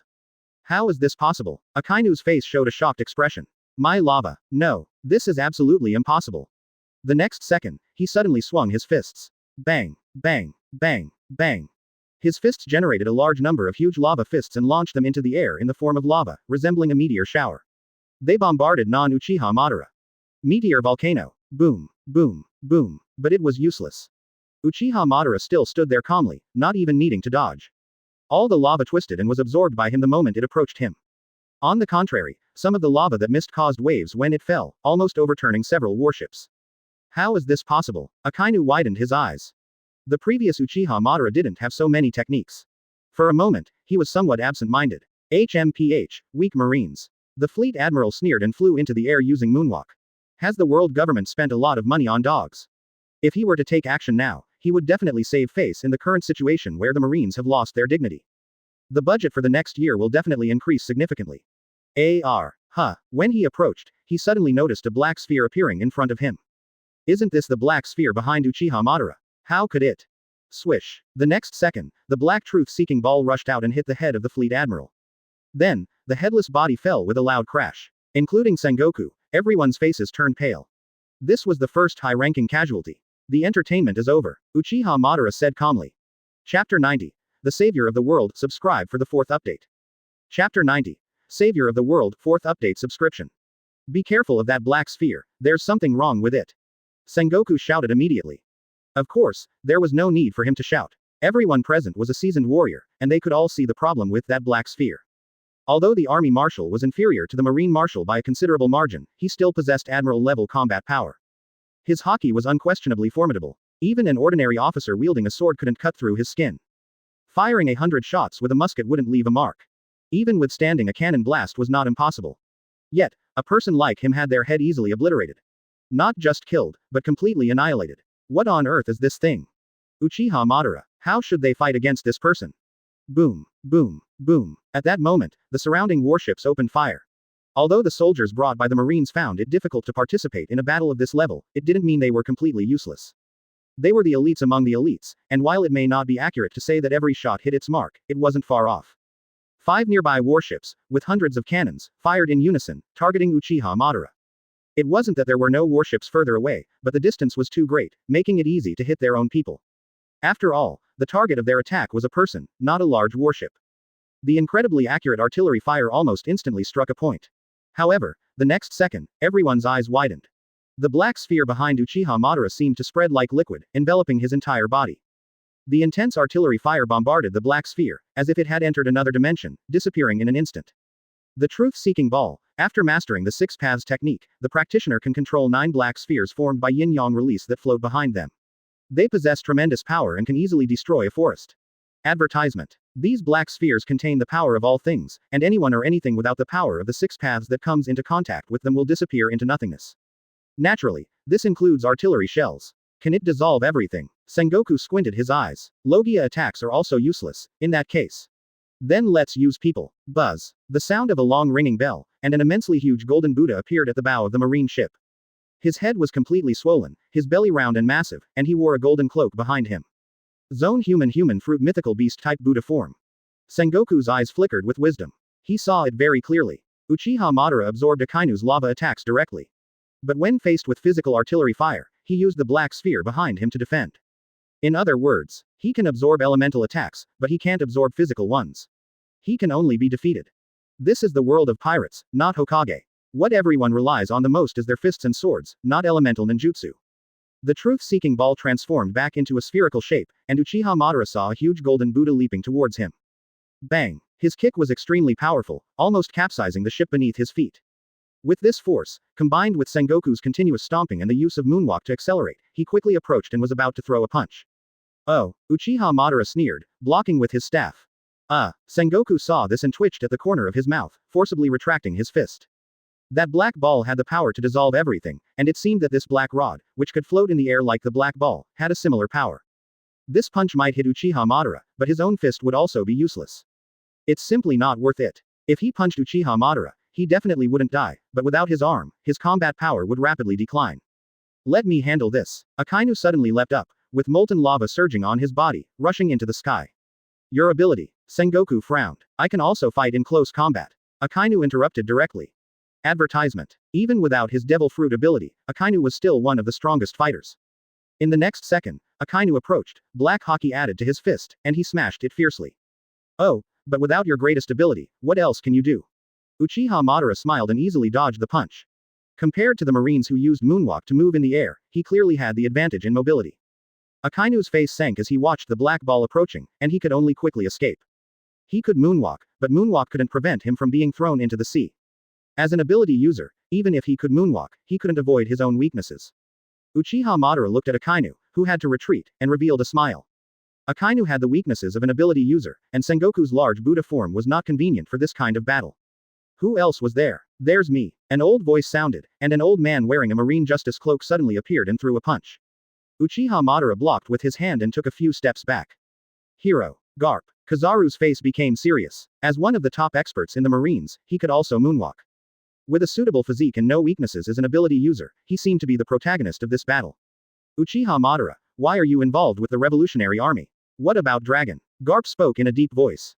Dragon, he didn't approve of my actions and left with the main force, Uchiha Madara calmly said, so you don't need to worry about meeting your son here. The people around didn't show much expression. Dragon's identity was not a secret among the higher-ups of the Marines. As that's so, then I have to thank you, old man. Garp breathed a sigh of relief and closed his eyes. In the next second, he suddenly opened his eyes. So, Uchiha Madara, I ask you, who exactly are you? Subconsciously, all the Marines' eyes focused on this man. Uchiha Madara, with a mysterious identity, except for his younger brother Zhao Xu, who is not surnamed Uchiha, there is almost no information about him. Unknown origin, but extremely powerful. Who exactly is this man? And Uchiha Madara, in response to the question, simply said, I should be the savior of this world.